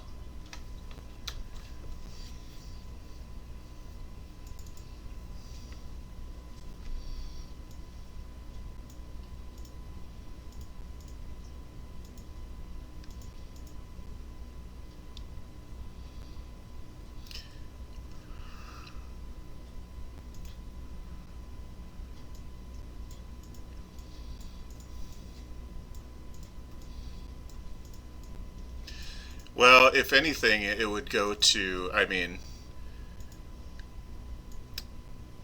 if it were chaotic, which I wouldn't necessarily disagree with. If anything, it would go to chaotic evil instead of chaotic neutral.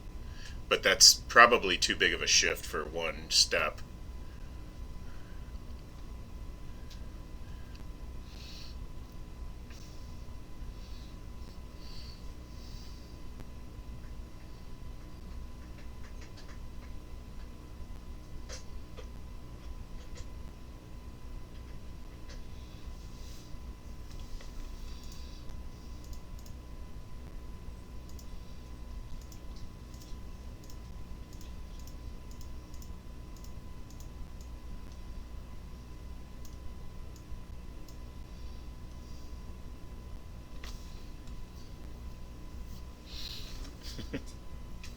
And then lawful evil is the worst. Darth Vader or oh shit.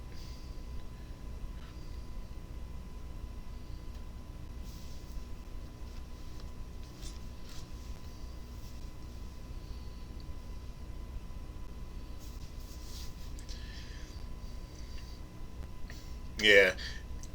I think the best examples of chaotic neutral to me are Han Solo before probably Empire or maybe Jedi, depending on the way you look at it.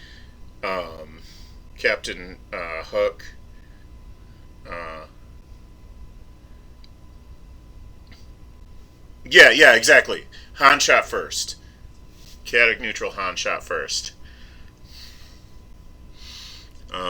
It's because it's hard to find good examples of chaotic neutral, but I think of pre-Empire Han Solo and Captain Hook mostly as chaotic neutral. Those are the two best examples off the top of my head.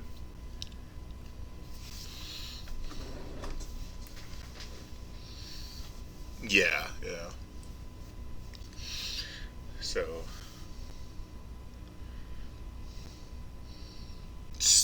I don't know. Saruman, I would either call lawful evil or neutral evil. I can't figure out really which. Yeah,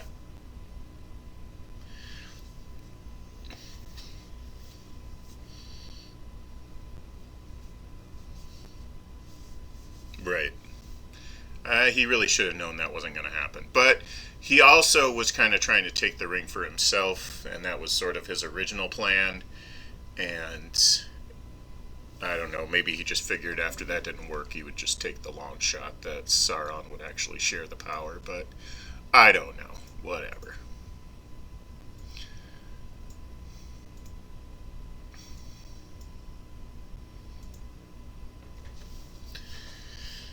Yeah, I don't disagree with you exactly, but I think lawful was a bad choice of word. Actually, I think it maybe should have been orderly or something like that.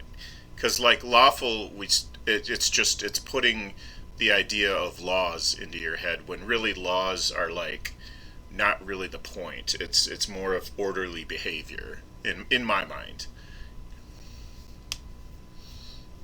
Yes. Or lawful neutral. I don't, somewhere between lawful neutral and lawful evil, but he is really like brutal. He's so brutal. He's operating within the law. It's like it's sort of lawful neutral, but like it's sort of lawful evil too.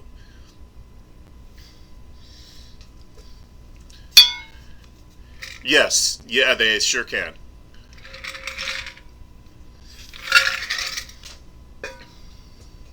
100% can be evil.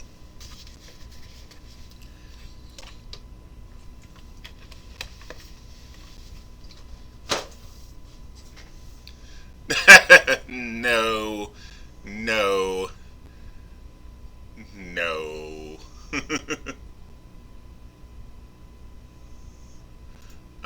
Well, alright, let's move on. Alright, how about I let you off with a warning then? So, you gotta be careful about whacking enemies that have surrendered. Because they're not combatants anymore. They're just decorations after they surrender.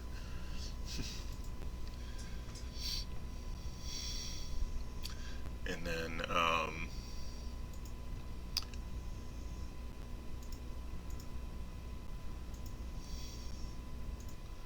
this guy, you hit for 10 damage.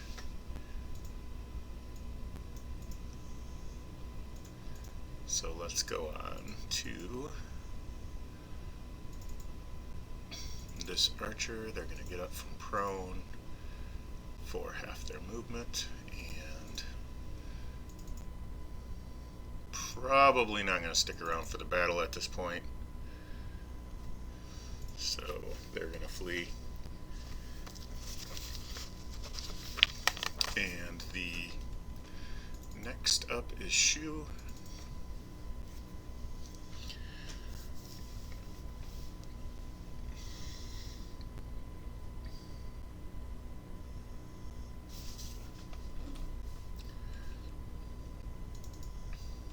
Yeah.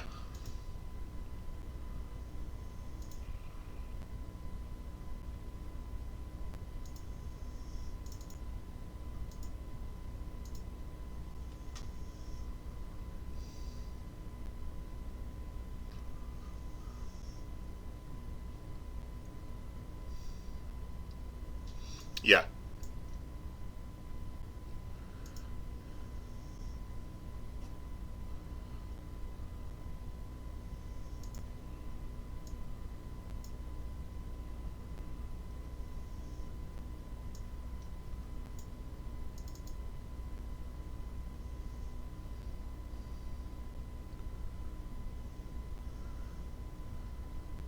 Was that 2 Eldritch Blasts or 4?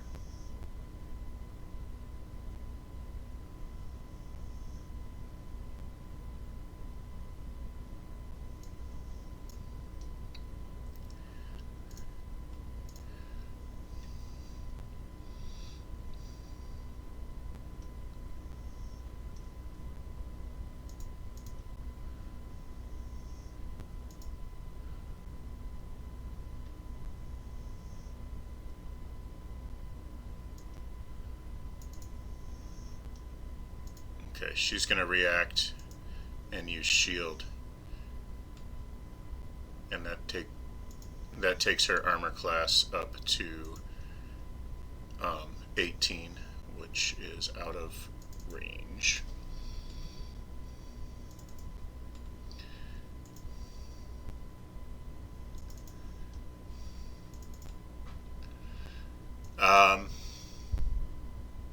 What does she say back?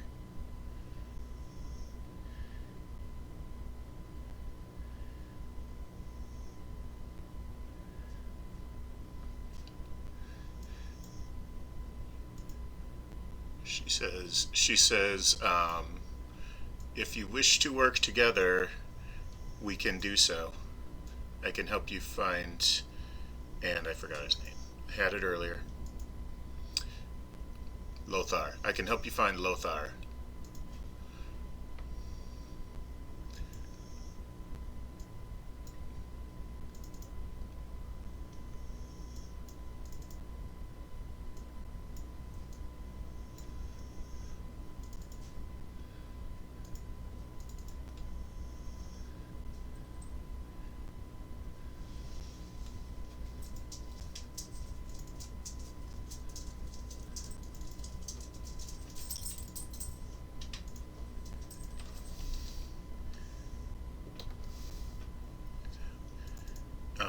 get there. We're going to resolve that later. Okay. That brings us to Gayer then.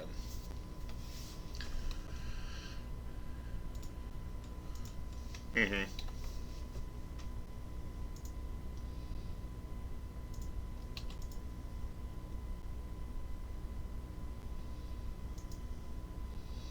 She's going up. It doesn't matter where you move laterally. She's 60 feet away.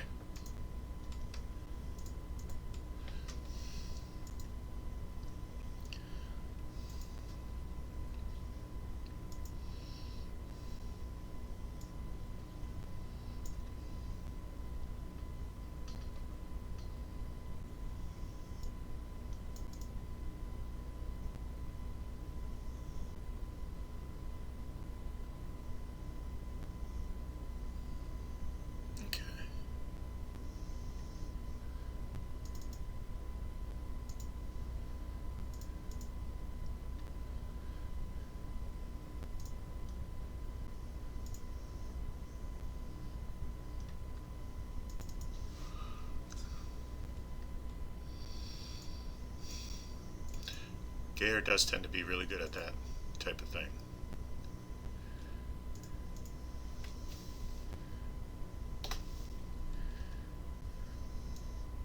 Yeah, go ahead.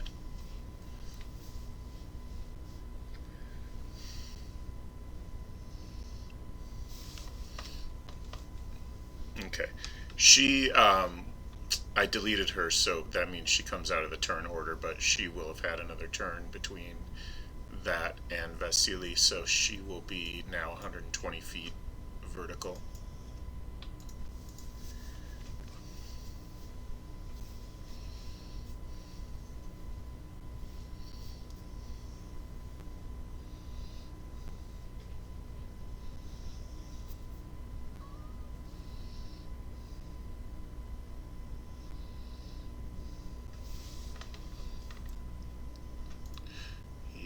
Very intent on killing Aurora.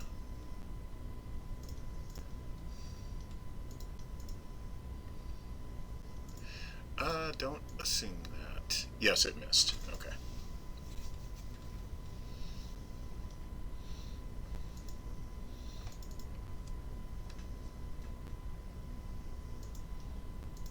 Oh, I shouldn't have said close that.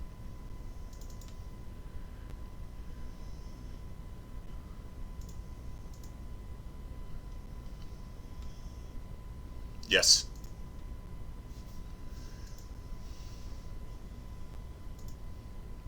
Total of 12.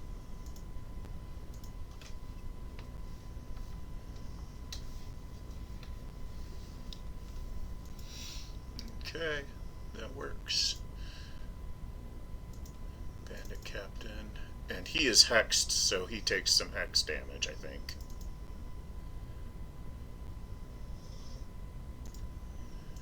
Okay.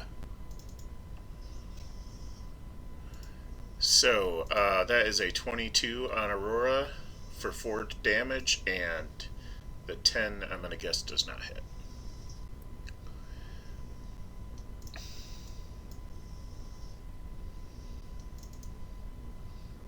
Bubbles, your turn.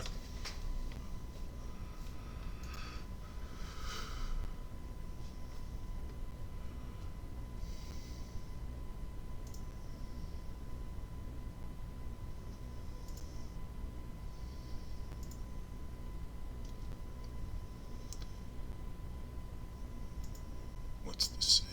Strength. Ugh. Good choice.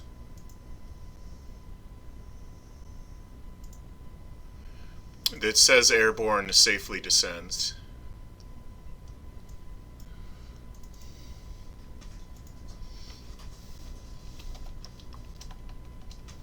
No, she's still active. She didn't surrender, technically. She's coming down and she's shouting, "I was acting against my will. I was acting against my will."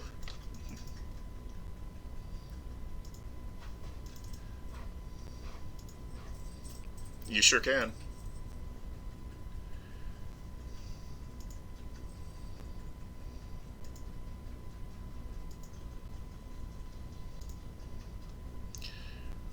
She is telling the truth. You're pretty sure of it. Kyle. Gayer thinks she is telling some words. But the rest of you are pretty sure she's telling the truth.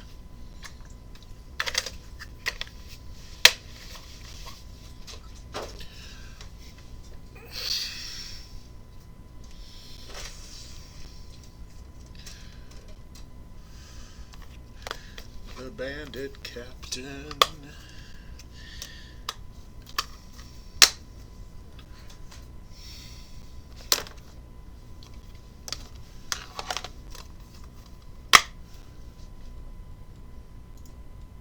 He is dead.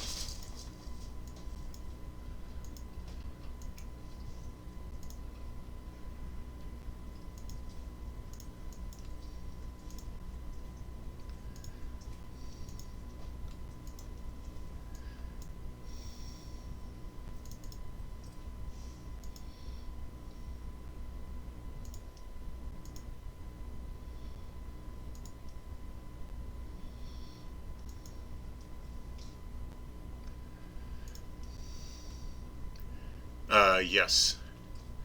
So I guess she still has her fire shield up, just so you know. I think actually she'll turn that off so that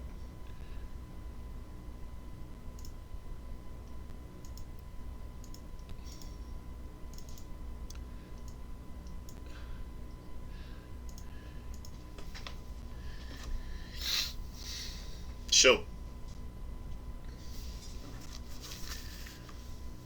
No.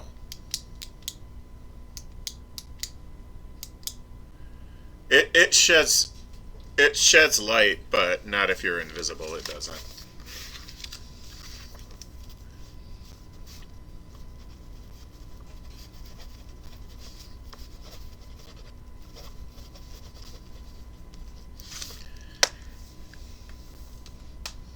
For Zone of Truth, she will choose to fail it.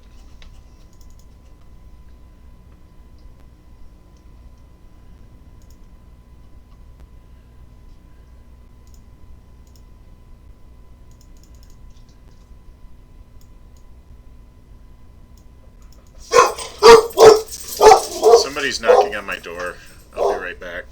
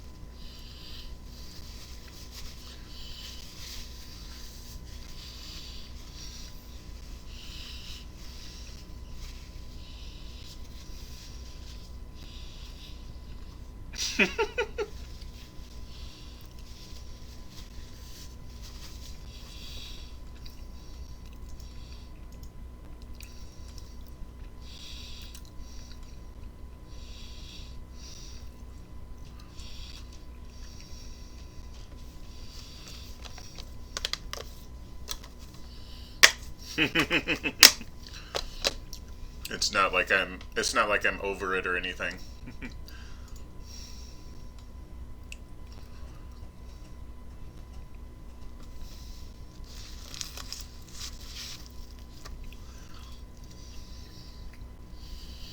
Mm-hmm.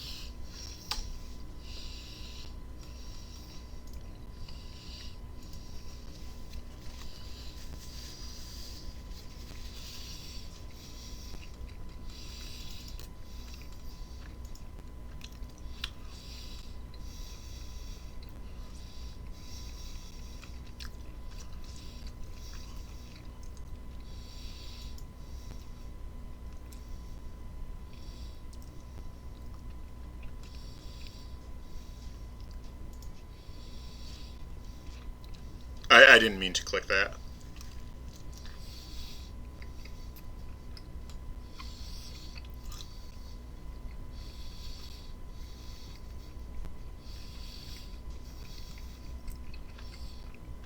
No, he's not, she says. You don't need insight. You're in the zone of truth.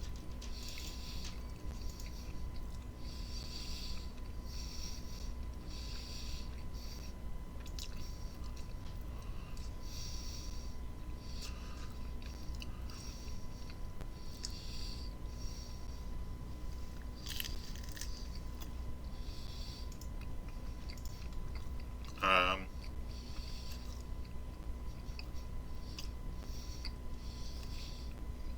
well, she can join you and help you find him if you want. That's up to you. She doesn't really know where he's gone, but she thinks maybe the Twin Forks Inn is the next place to visit.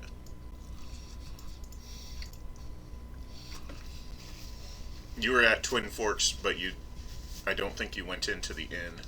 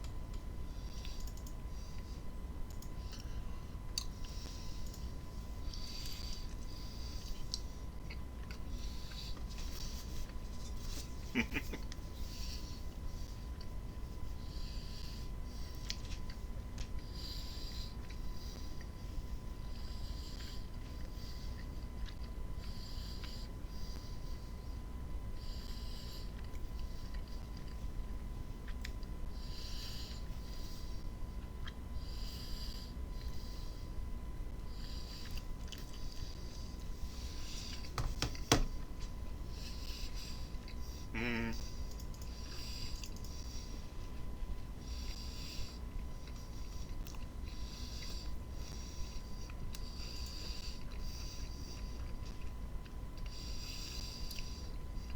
Okay, so first of all, pretty much all the arrows you can eat.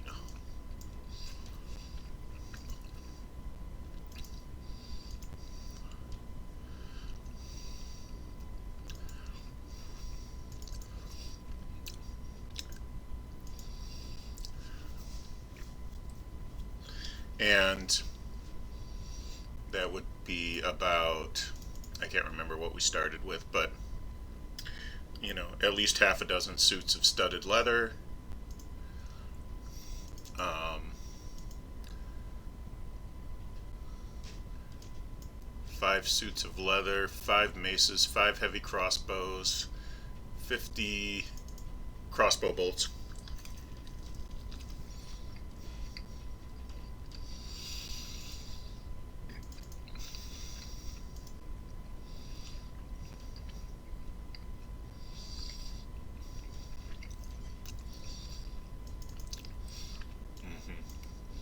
Um, and, and the bandit lord had a breastplate on.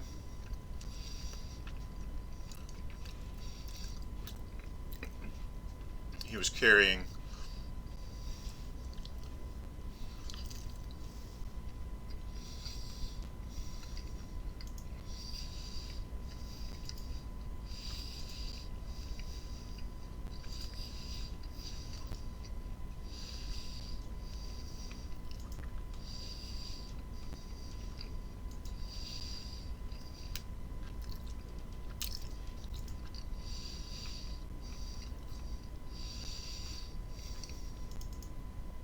and he was carrying 15 gold. Woohoo!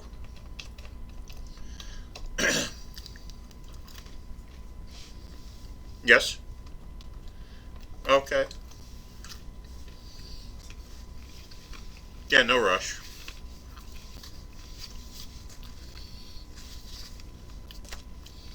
Okay. Cool.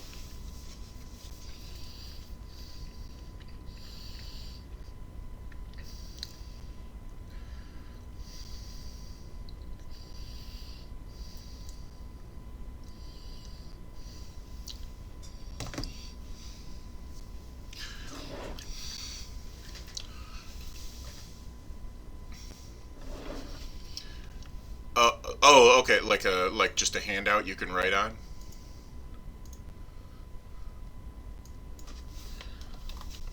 Okay. Actually, I'll put this. I'll give everybody.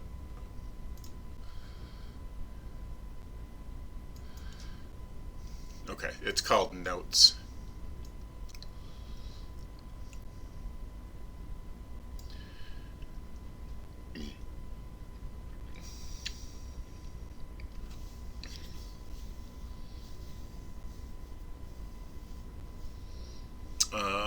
Arrows. um, oh, and longbows. They all would have longbows. Mm-hmm. Heavy crossbows, yeah.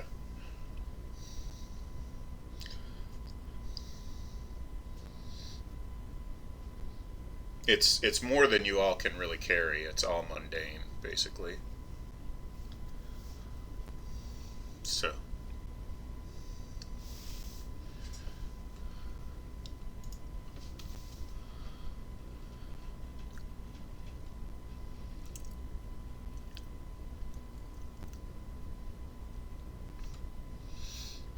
And then if anybody has arrows or bolts that they're shooting, just you can at least replenish it to full, or even give yourself like a couple dozen if you want.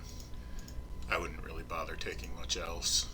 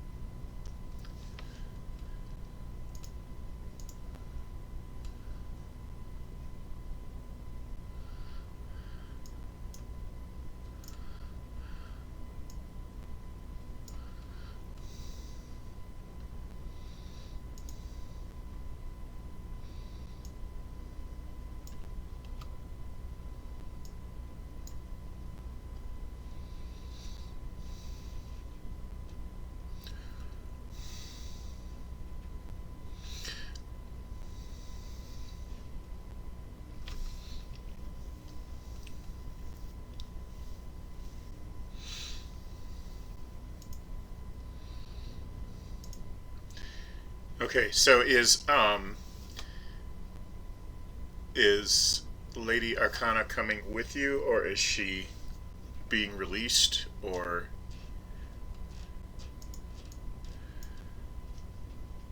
oh yes, she apologized.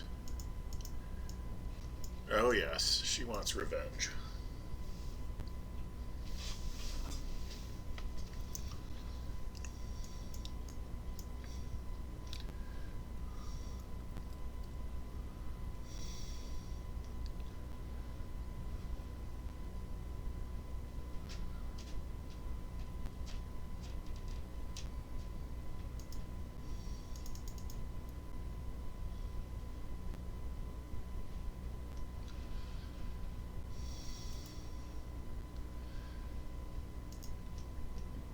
Whatever you ask her, she'll, if you ask her to apologize to, yeah.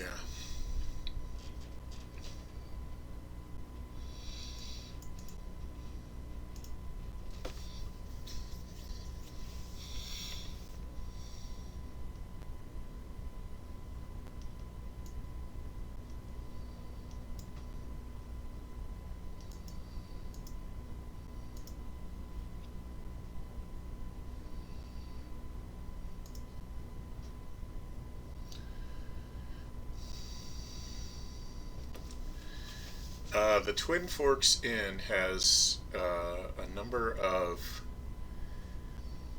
patrons right now, and there's a particularly bad minstrel in the tavern, insisting on playing for 2 coppers about 2 tables away.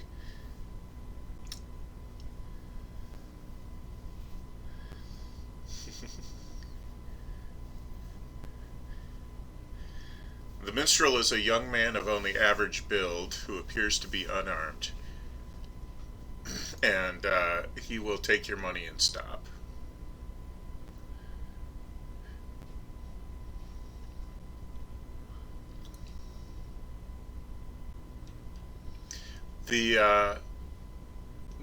This character who introduces himself as Julius says that he was born of a high and noble station, but rejected that life for his art. Unfortunately, Julius has no talent for music making, and the PCs want nothing more than to shut him up.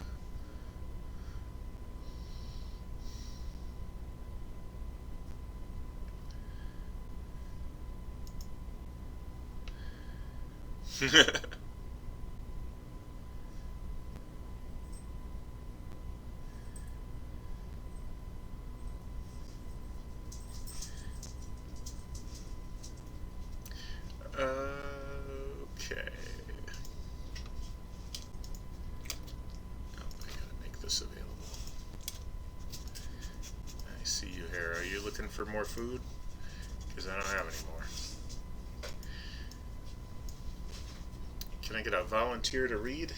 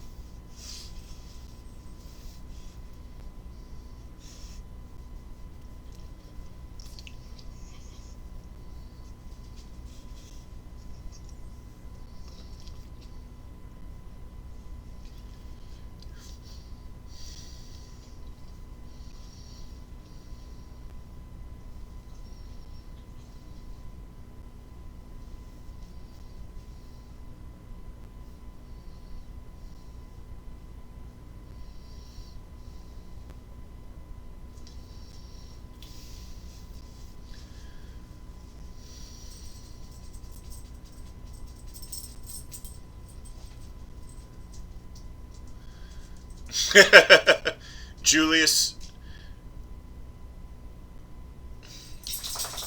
and hoists the hem of her skirt up to mid-calf. The barmaid, enthralled by the intention, ignores you and kisses Julius with great zeal. Julius points to the tattoo on the barmaid's leg as he deftly continues to distract her. The tattoo is an intricate illustration of a great dragon curled about a craggy mountain peak. The detail, especially at the foot of the mountain and the terrain nearby, is superb. This could only have been drawn from a map. Who else wants to read?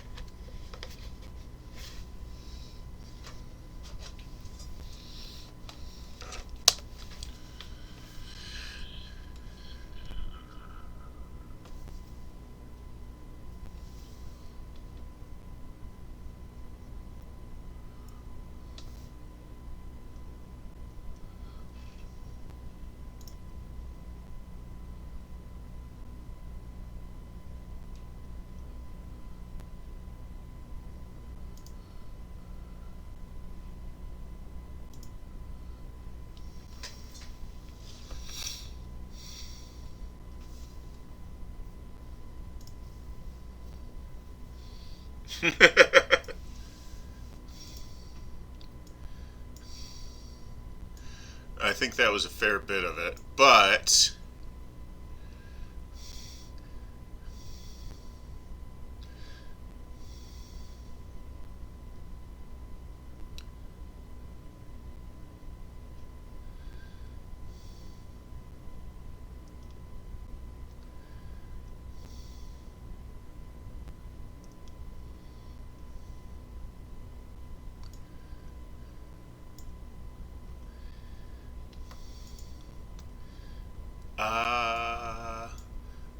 Lothar is not to be trifled with, and thankfully is not in town right now. And that's pretty much the beginning and the end of what I know about Lothar. So, Rubino, if you haven't deduced already, is the head of the local Thieves Guild. Now, a party arrives with a man named Sir Ovulus. He is wearing plate mail, along with his cleric companion and some fighters. Sir Ovulus is a warrior of great renown, both for his fighting prowess and single-minded interpretation of right. So,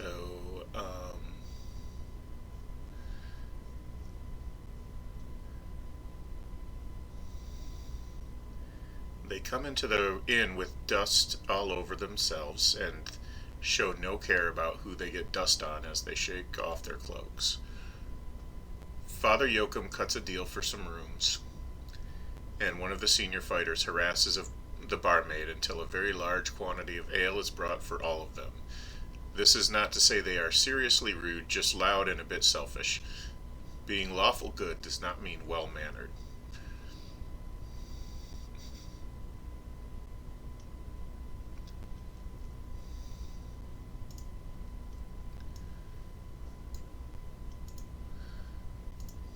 So I don't know if you guys really have any reaction to this or not.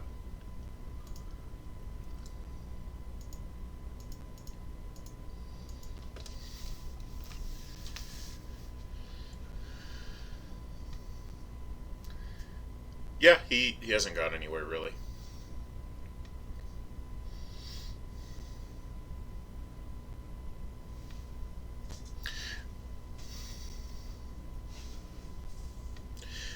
Well, you did hear the Yoakum feller talking and cutting a deal for the room.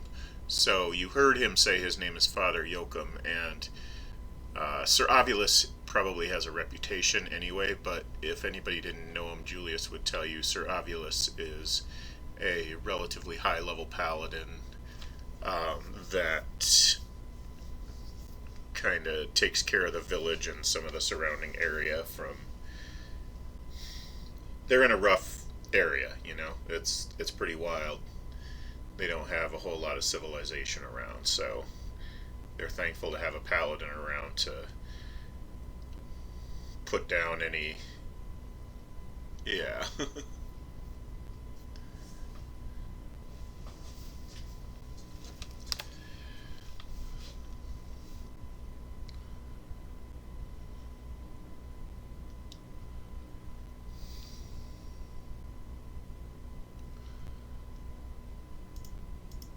Let me go back and double check. I know what you're talking about. I just gotta get the name again.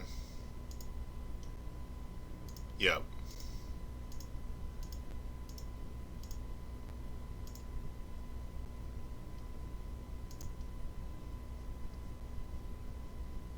Colvin.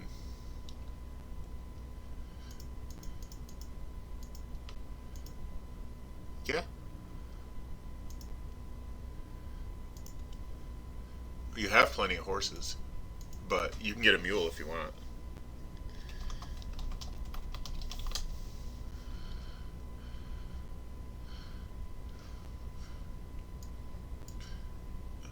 Well, if you guys are that intent on keeping all that crap, then cart is 15 gold.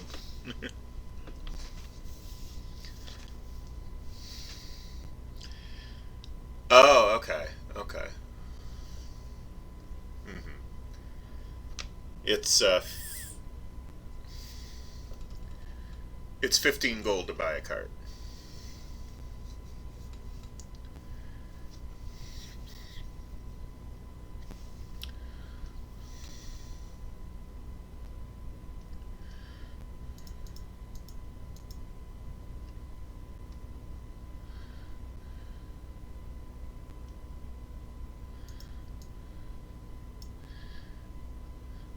No, Julius is not the head of the Thieves Guild. Julius is a poorly talented minstrel who was telling you about the head of the Thieves Guild, Rubino. Jade Rubino is the one who drew the tattoo and has a shop on the far side of town.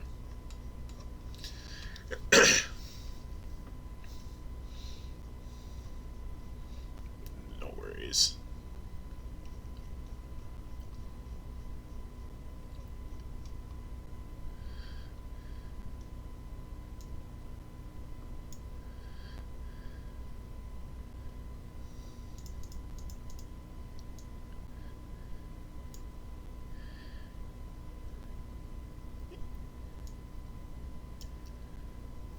It is late afternoon, early evening.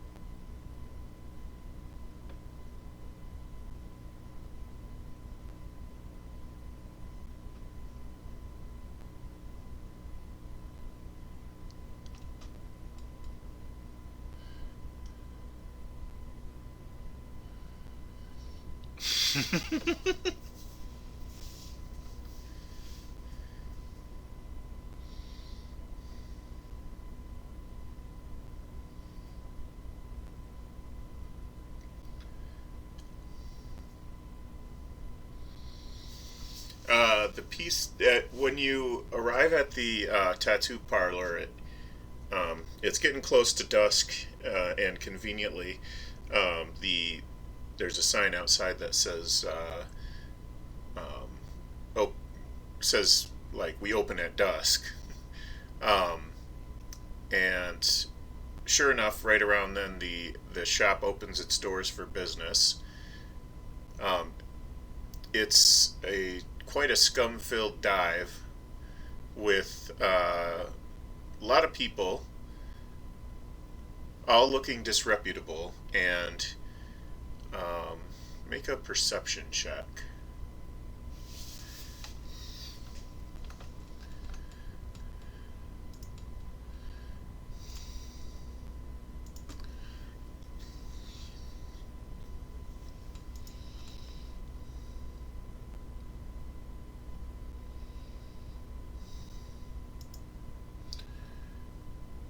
Kind of. It's kind of stupid, really, but doesn't seem like it.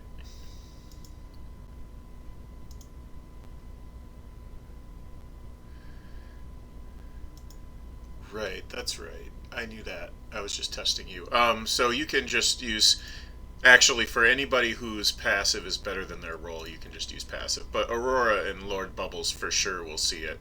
With the 21 Vasily will see it. So this is definitely a dive full of scum and villainy.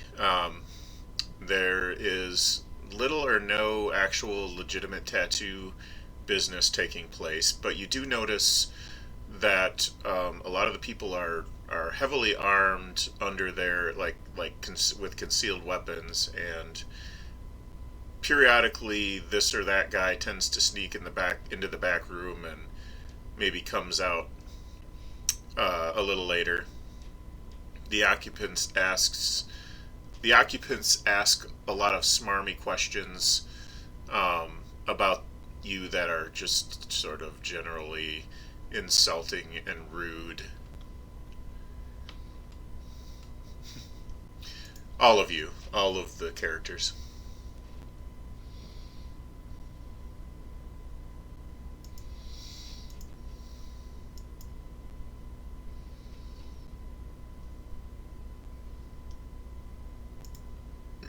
Excuse me. Well, what's your question?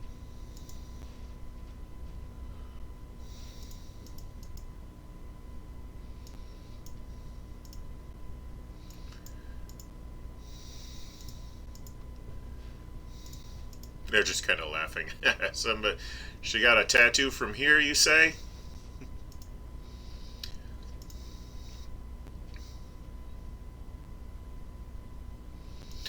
A tattoo from Rubino. You hear that, boys? She got a tattoo from Rubino. Everybody's laughing.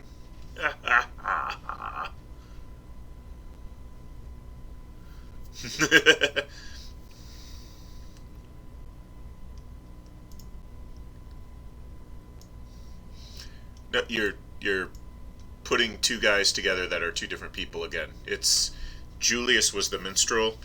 Jade Rubino is the guy who drew the tattoo. It's okay, but it's probably true.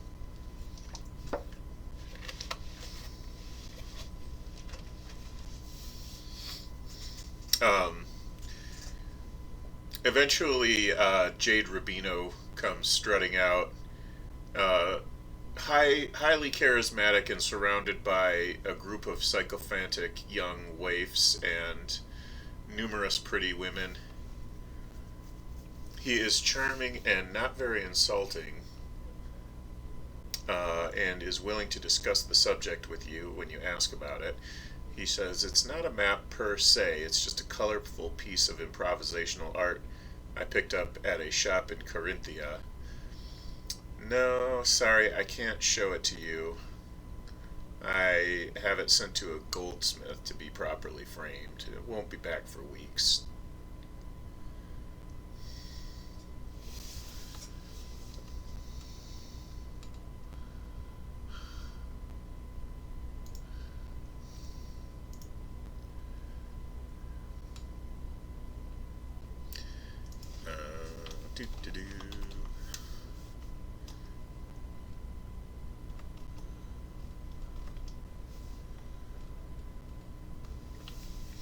No. Let's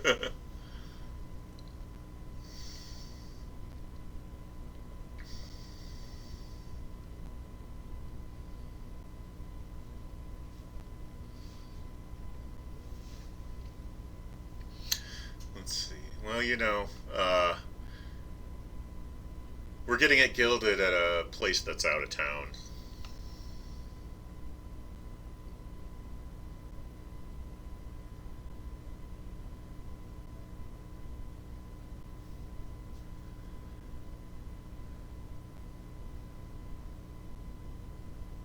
Lothar. Lothar. How juicy.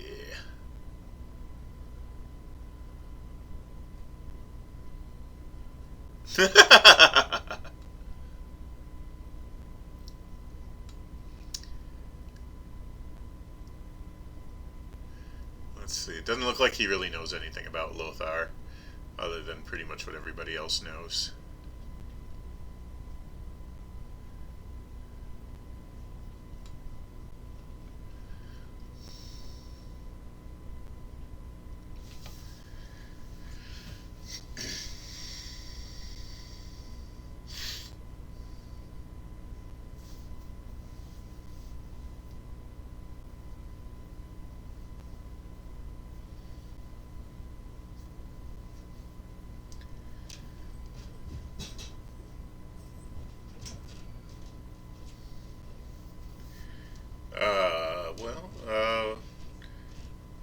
Everything has its price. What's it worth to you?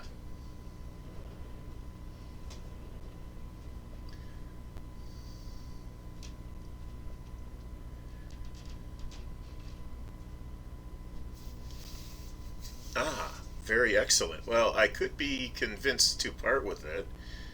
You do understand its value, yes? I suppose if... of course, I wouldn't have it any other way. I would ask only what I paid and a pittance for my time, say 50,000 in gold, or gems of equal value.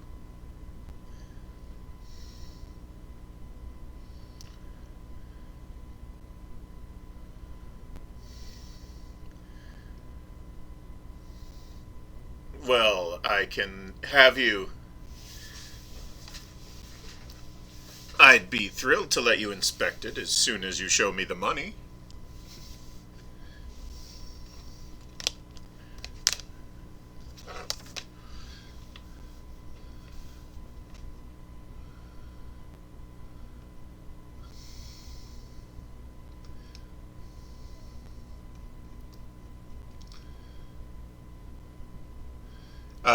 He quickly, the conversation devolves into insults and heated words.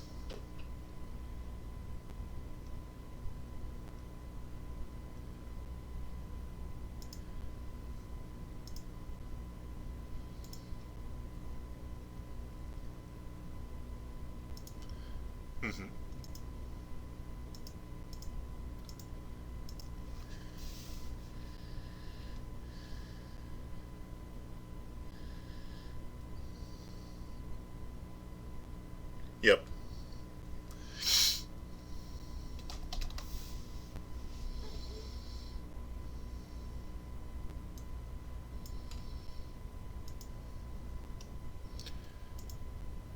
Is that the right save? Is it DC 15 Wisdom?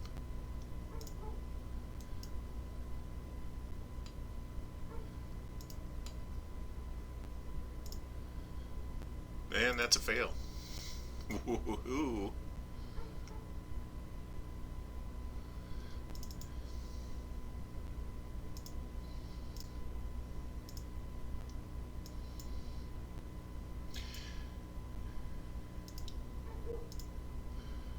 Well, you were pretty sure.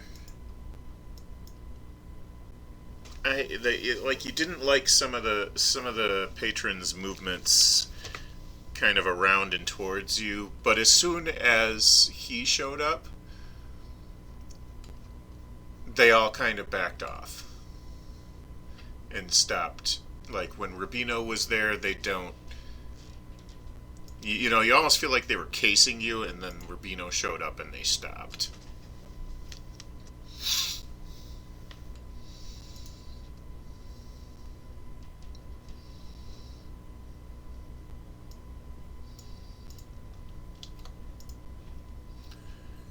Oh, yes, compromise.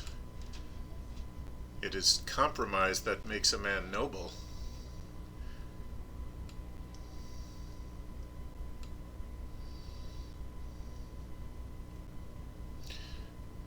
The people around him look kind of perplexed, but not really. They're like, okay, you make an insight check, all of you.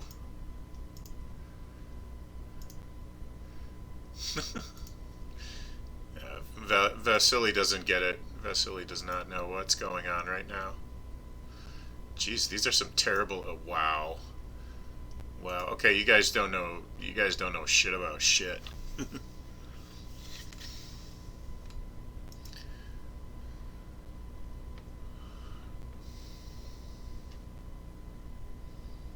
Okay. Well, you just kind of see like his entourage kind of looking perplexed and just kind of acquiesce to his wishes. So okay, whatever.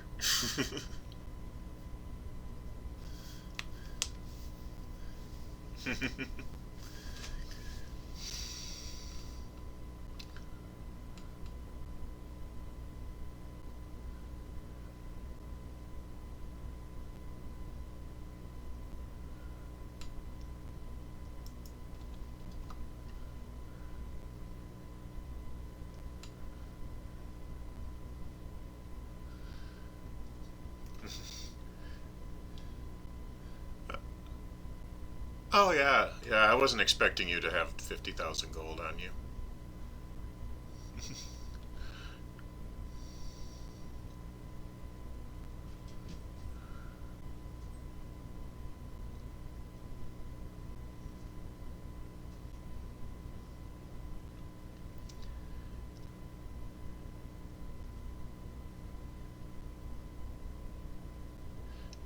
Yeah.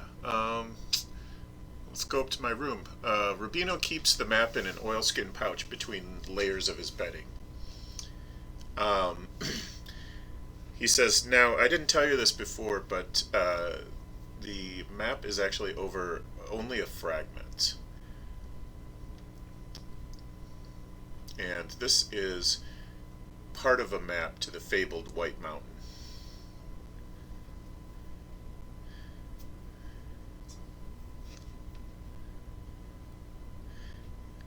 Now, I actually stole this map from a man named Lord Cavius Agromonius, Warden of...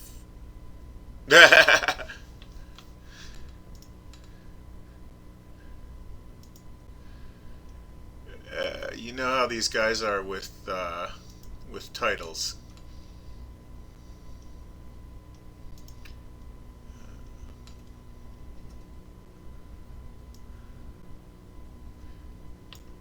There we go. Okay, so he is Lord Cavius Agromonius, the Warden of Belim. Lord Cavius once had the whole map, but cleverly hid it in parts. Rubino just knows that he resides to the west.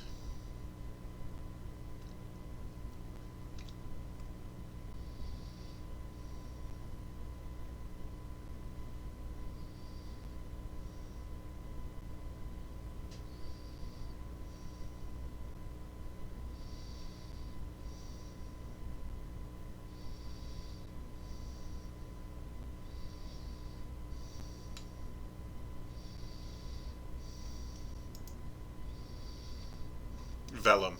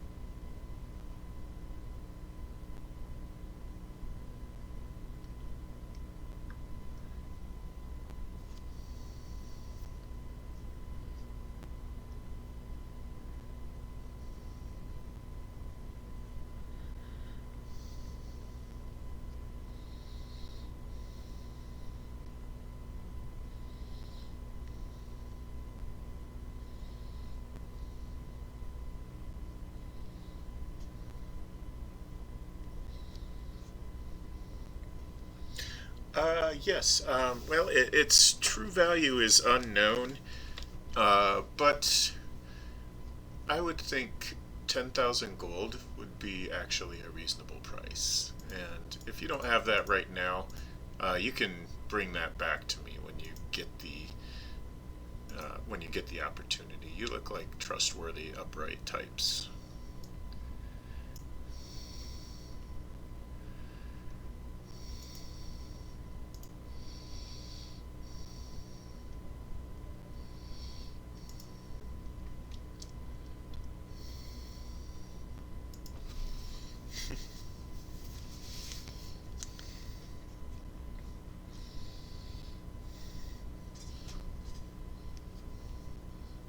Ooh. He likes that idea, and as Aurora is making at least a crude facsimile of the map, you do notice that on the flip side, in an uneducated hand, is scratched in the words, "Get the map, need the amulet."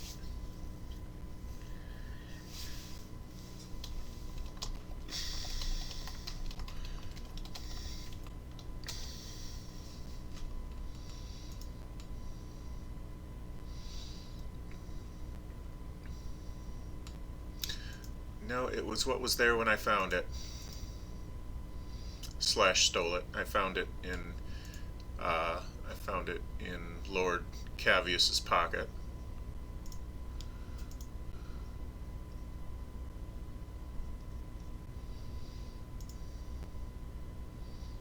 Yeah.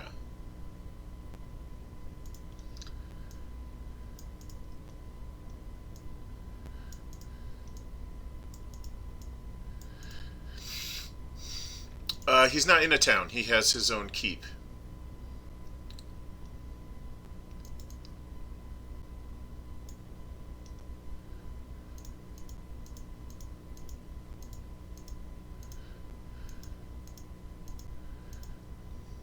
Oh, I'm that good.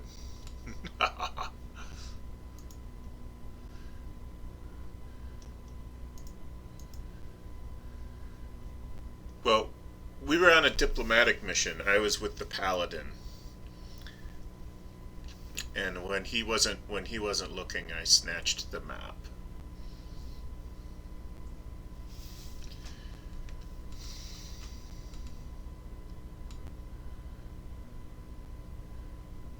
Let's see. You're in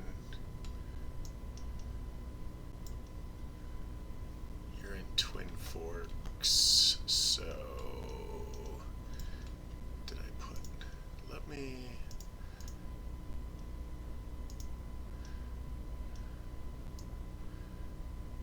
It's more the Paladin that has the access than me.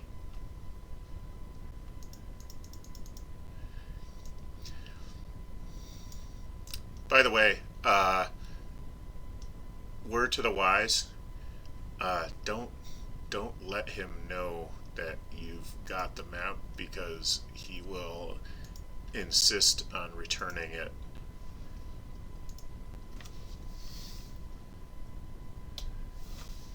Let me mark Bellamy on your map so that you know where to go.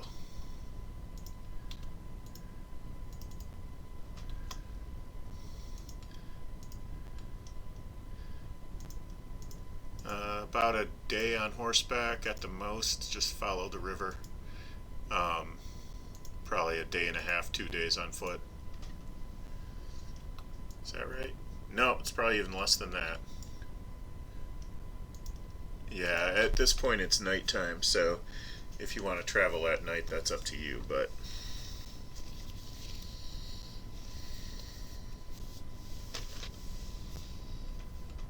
you might want to take a long rest.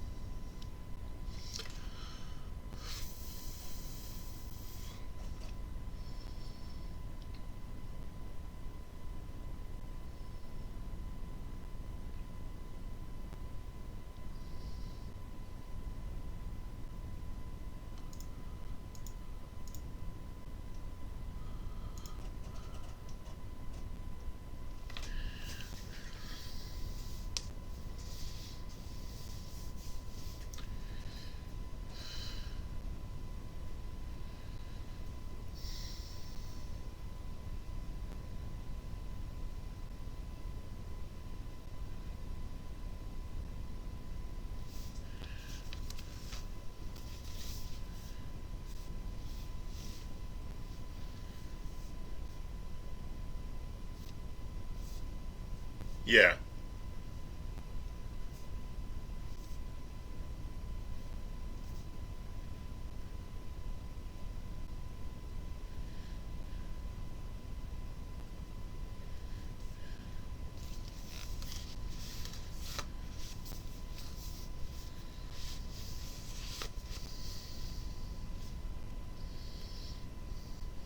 Divine casters, their their magic is bestowed, as opposed to learned for wizards, or for sorcerers anyway. It's not given to them. Yeah.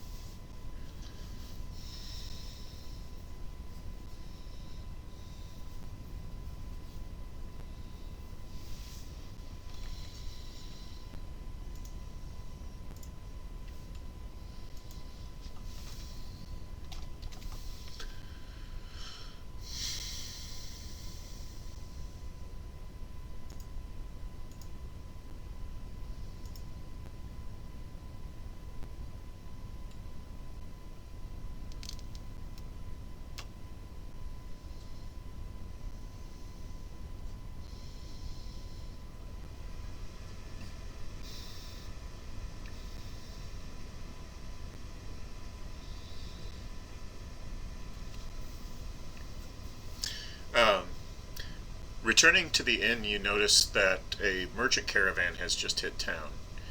The caravan's guards and most of the merchants are in the bar, trying to drown 2 weeks of road dust and 2 weeks worth of pay in a single night. The guards, being fighting men, sit around telling old stories of fights they have won and treasure they have lost.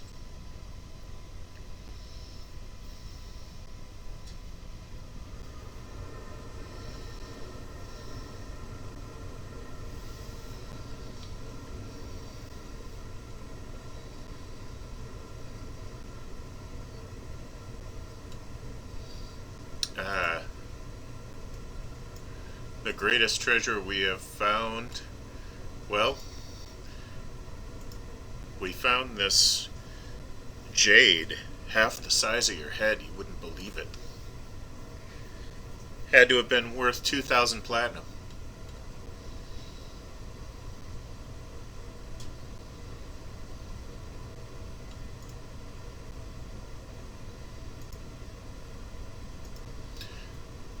Gosh, and he's talking to his. Did we? They're kind of drunk at this point, and they're like, was that in Colvin, Harker's Ferry? No, that was back. That was between Penmanid and the fort in the mountains. No, it was by the river, and they can't agree on where they found it.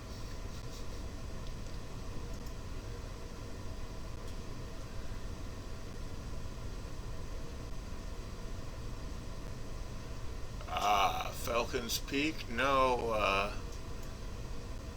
we haven't been that far north.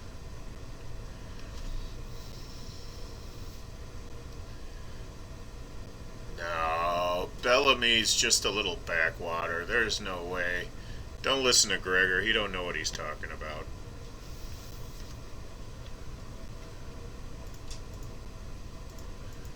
Gregor said, I do know what I'm talking about.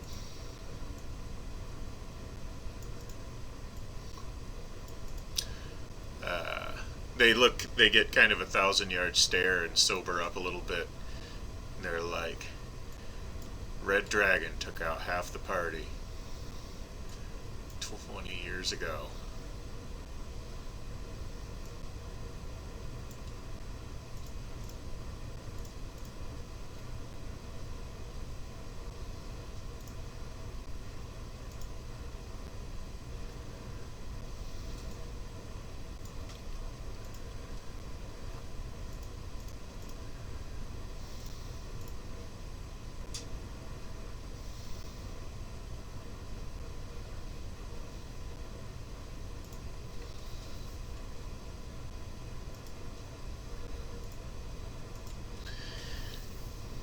They kind of talk amongst themselves.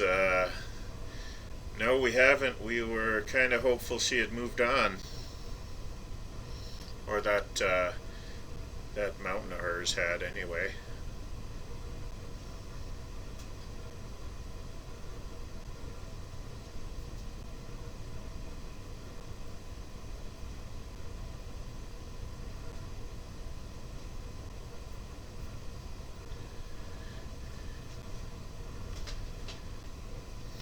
That's what the one guy said.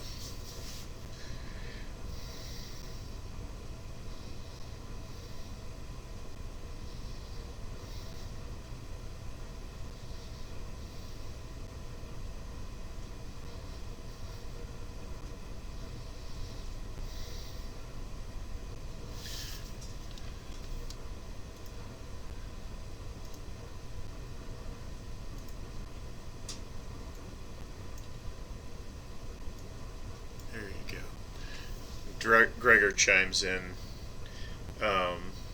Any volunteers to read? I know.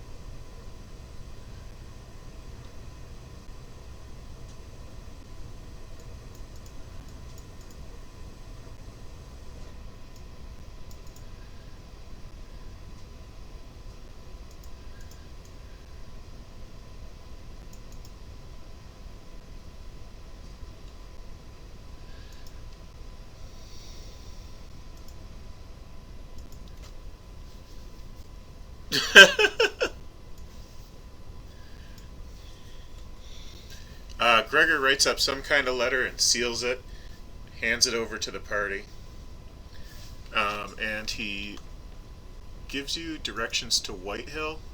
He says, "Here, it's not that far from here at all. Let me give you information on how to get to Whitehill." And it looks like it's between where you are and Bellamy, so should be pretty easy to get to.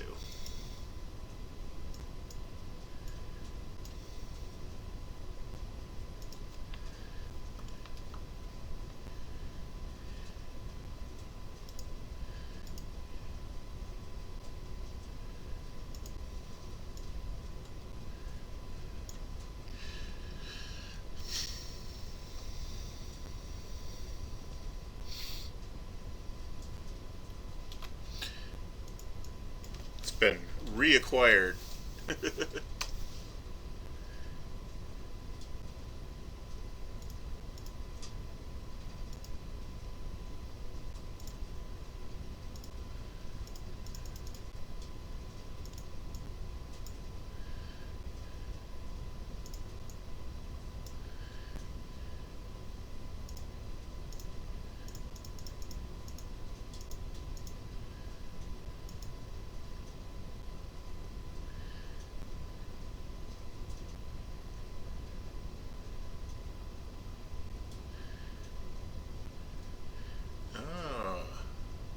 Wunderbar. Okay.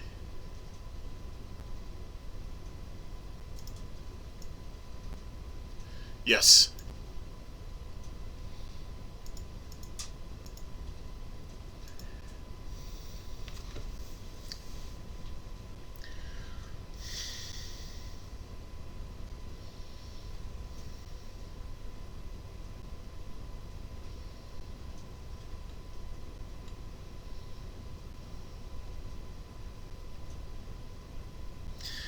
Um,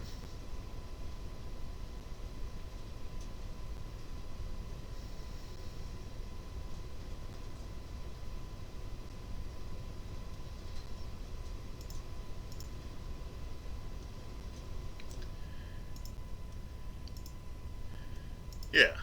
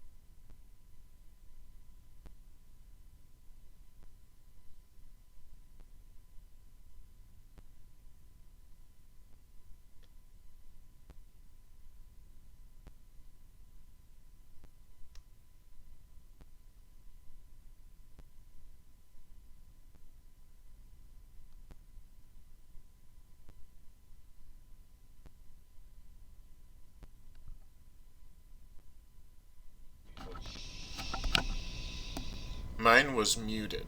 There it goes. As soon as you said something, yeah, okay, it must have been on my end, but I don't know how. It was super staticky, and I could only hear about half of what you said there. Oh.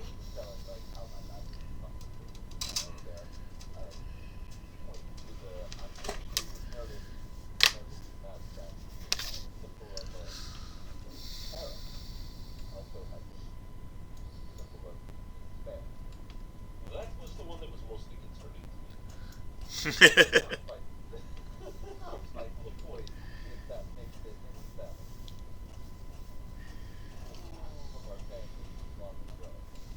So you got the game when that happens.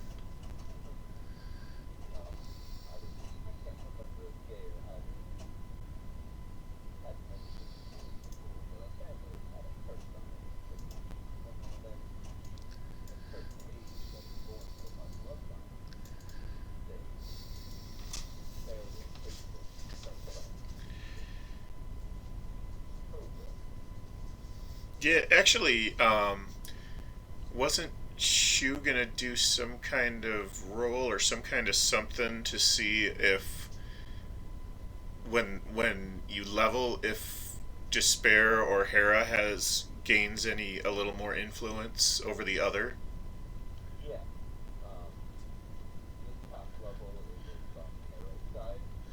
Yeah, okay, so you did it already?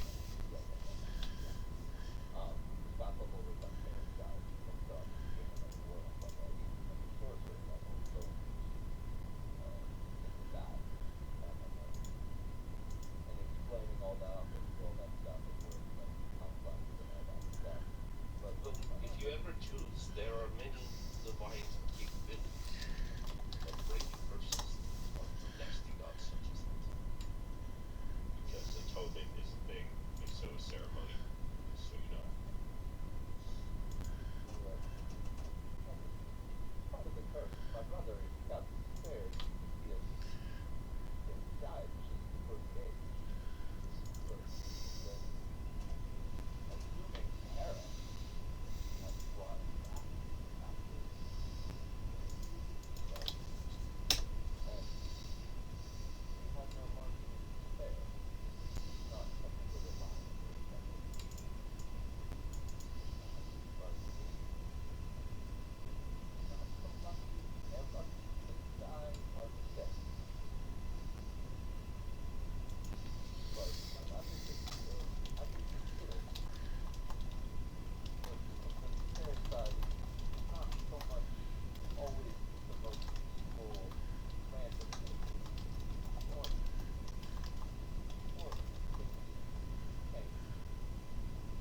Well, that would sort of be Despair's bread and butter, my friend.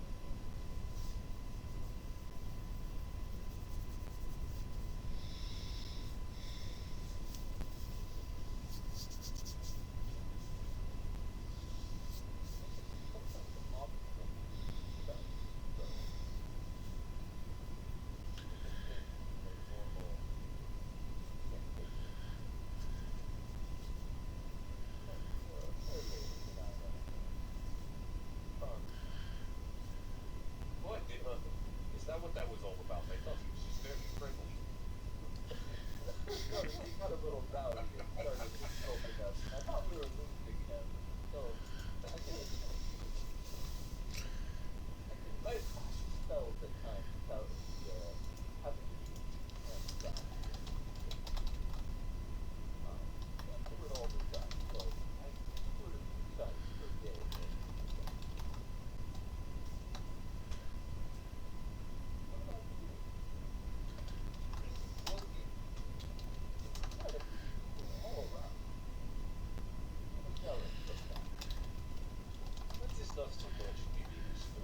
might not be useful through.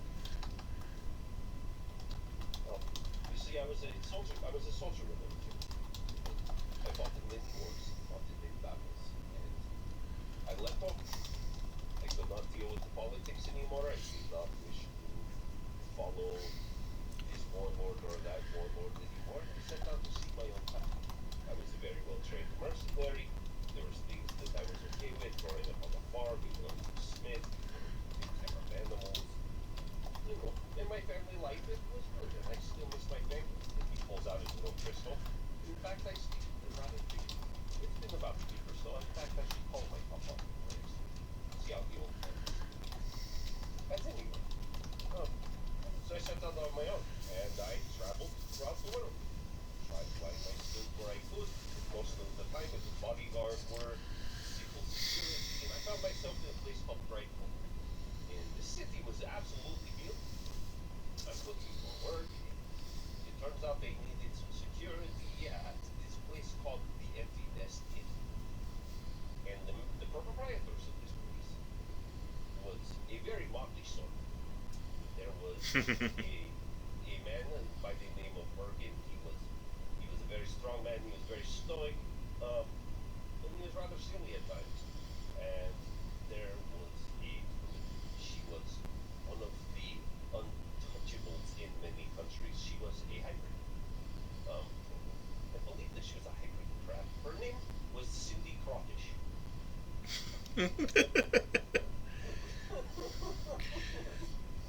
We don't think that was her real name. We think that was just her nickname. And they were hiring for mercenaries to just help with security. And I met who to me is one of the most important people. His name was Oscar Stolzka. And this man was a dwarf. And he was a very devout man. He worshipped Pi. He ran his business and used it to help people around the town.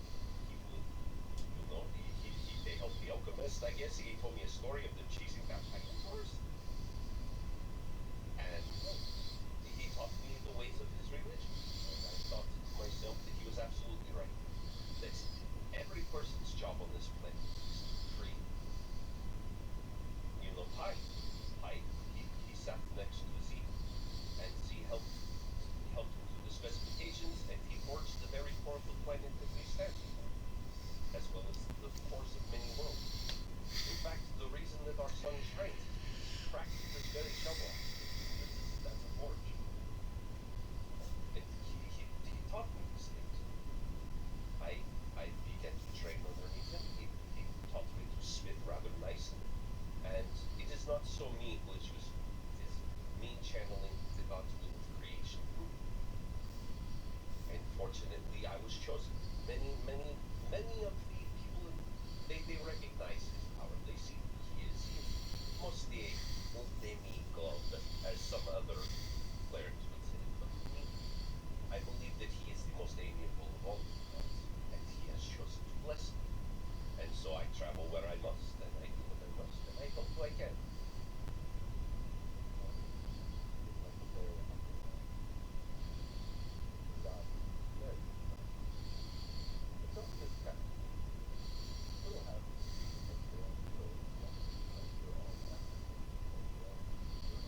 Well, it is my choice.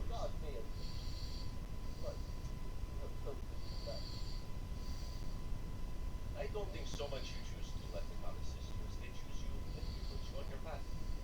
And maybe that was your path to begin. You don't know. These things are divine and beyond us. I know that I take a portion of my wealth and I make sure that it is shipped home to my family's farm on the Virya. My sister doesn't like that. She does not like the fact that I chose to worship another god, but that is another thing. We will not get into family politics.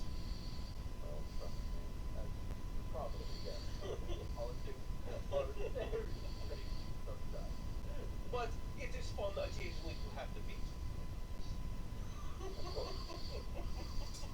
My brother Gale loves debate, even though he's probably way more honorable than me. Sometimes known as Prince of Darkness when it comes to debate. here's something that I have learned about paladins. It's better not to argue. They're pretty stubborn. Well, most knights are in that case. Of course. I still understand that that's not for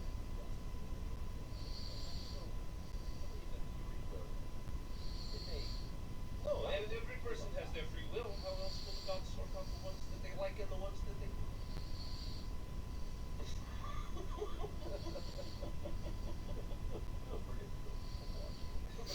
It's true though, I mean think about it. Don't try to roleplay with the cleric, it will get very philosophical. That is sort of what, priests do. I'm kind of used to all this, so I appreciate your insight. It does help. And not for my part. Well, I feel if you would have said you did that by choice, there may have been a different judgment. What about Bubbles and Aurora? Have you guys had these conversations with Vasily? We left. They did. We're like, fuck this shit, I'm out. She had some personal shit going on, and I'm like, no, I need friends. Okay. I didn't catch that, but I don't blame you. Secret RP. I just figured you might want to jump in on the RP. I don't think Vasily has really gotten to know Aurora and Bubbles a great deal. Although, fighting together, you really get to know a person.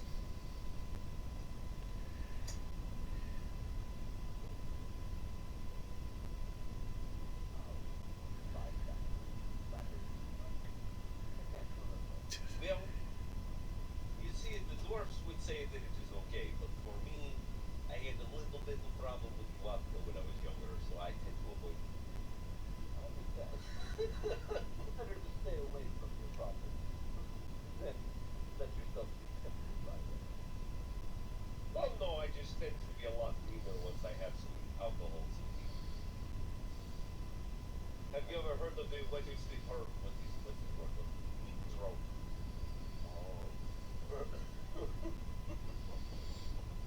So I feel that it's just better not to have. Much better than my brother is a lovely drunk sometimes. Sometimes he's just so fine. Like he works his feet strong.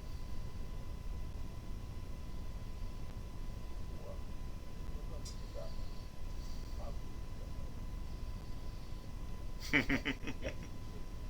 How much is the room for the night? 2 gold. Gold. They're not really high class rooms, but they'll get the job done.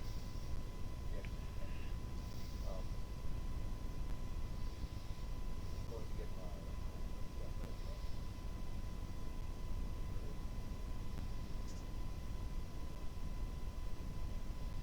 yeah, Aurora's just like, oh, I'm out of here. I don't know if you read the in-character chat. I did actually. Yeah. I did just now. So I figured it made sense because I didn't also When I go back to my room by myself, I will have a nice chat.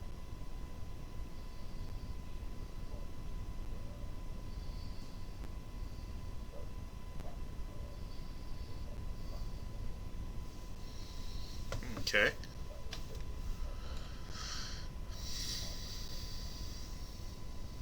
Okay.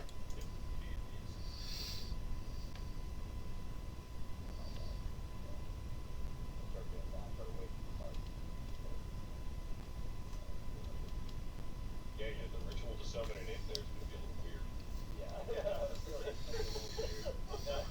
And I, especially with the cleric and my brother, like, just don't want to break it to him. Because he can just sit visible on my shoulder the entire time. So you don't even have to know that he's standing on the top. Which you can lie to. Yeah. All right. Well, we'll just. Let's see. Can you put the find familiar spell in the chat real quick, and then we'll just. Cool. Okay.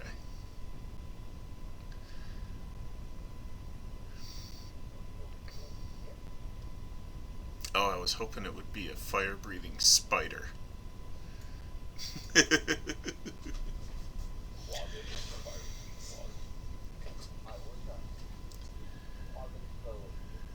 Fire-breathing frog would be pretty awesome too.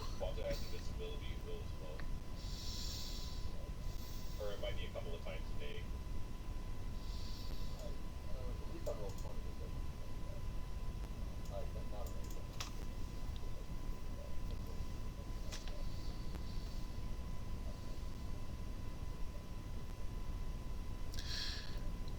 Not So sorry, which one are you going with? yeah.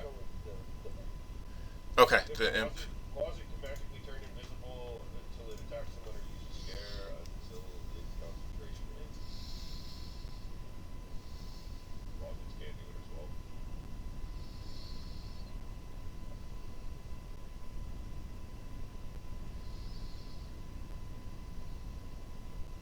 And closets can shape change into like bats and centipedes, coats and stuff like that. So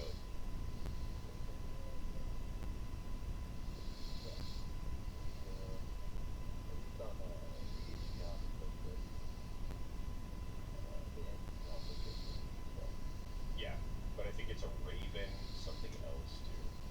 Yeah, it's a rat, a spider, a raven. Yep, there we go. A rat, a spider, and a raven. That's right. Yeah, I mean, it's enough useful things that I'm just like,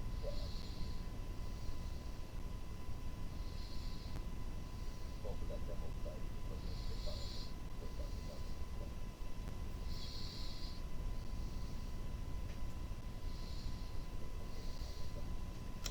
Okay. oh, you got the darkness devil sight combo.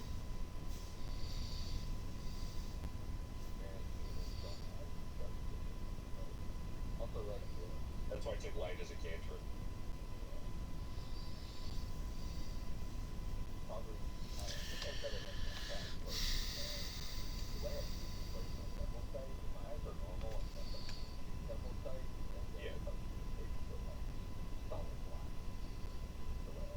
Well, you wouldn't be able to see if you had to use double sight anyway. It would be pitch ass black because it has no benefit in anything but pure darkness. Yeah. But that's shooting lights and torch of fog. Even if you use it, we wouldn't see it. It's pure darkness. Yeah. It's like that. Never really seen it, and it's like it's not like I break it out really day. But just in case, like, if you ever shine light or something like that, if I might get through, I don't keep it on, something like that. Might go step high, so but I haven't told you that.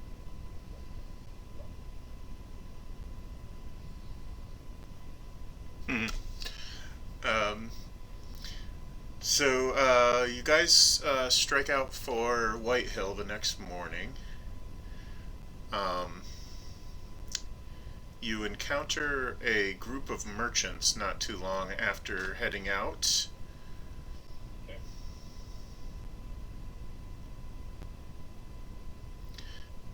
And doodly doo. Oh, okay. While we're in that, like straight up by Yep. cool. How much is that? Peppers. I don't know. Yeah, he just needs like a jalapeno or something like that for his components. Yeah, just like a few components. It's like a copper for a few of them. When you ask the traveling merchants about Lothar, they respond by saying He seemed nervous, cagier than a cat. He didn't sleep much that night. Mostly he stayed up by the fire and watched the road. Strange fellow, kept muttering dragon and mountain to himself. Not the kind we would normally ask to share our fire, but we knew there were brigands in these parts, and he looked like he knew how to hold a sword, and he sure did. He seemed intent on making it to Calvin. He said he'd be safe there, and that they would never find him. He never really said who they were. The way he was carrying on, you'd think the guard was on his tail. Oh yes, he said something about the water. Something like, the water will shield me, protect me from... He never finished the thought. He was gone down the road before breakfast.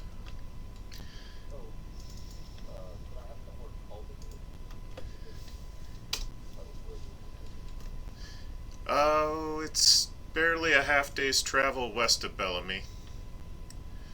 Just in the crook of the East Mountains, in the little valley there. Yep, that's exactly where it is.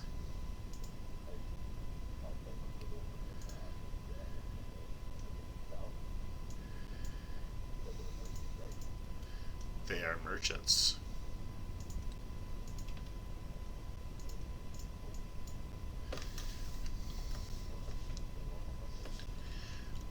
They are carrying spices and silk. And spices and silk,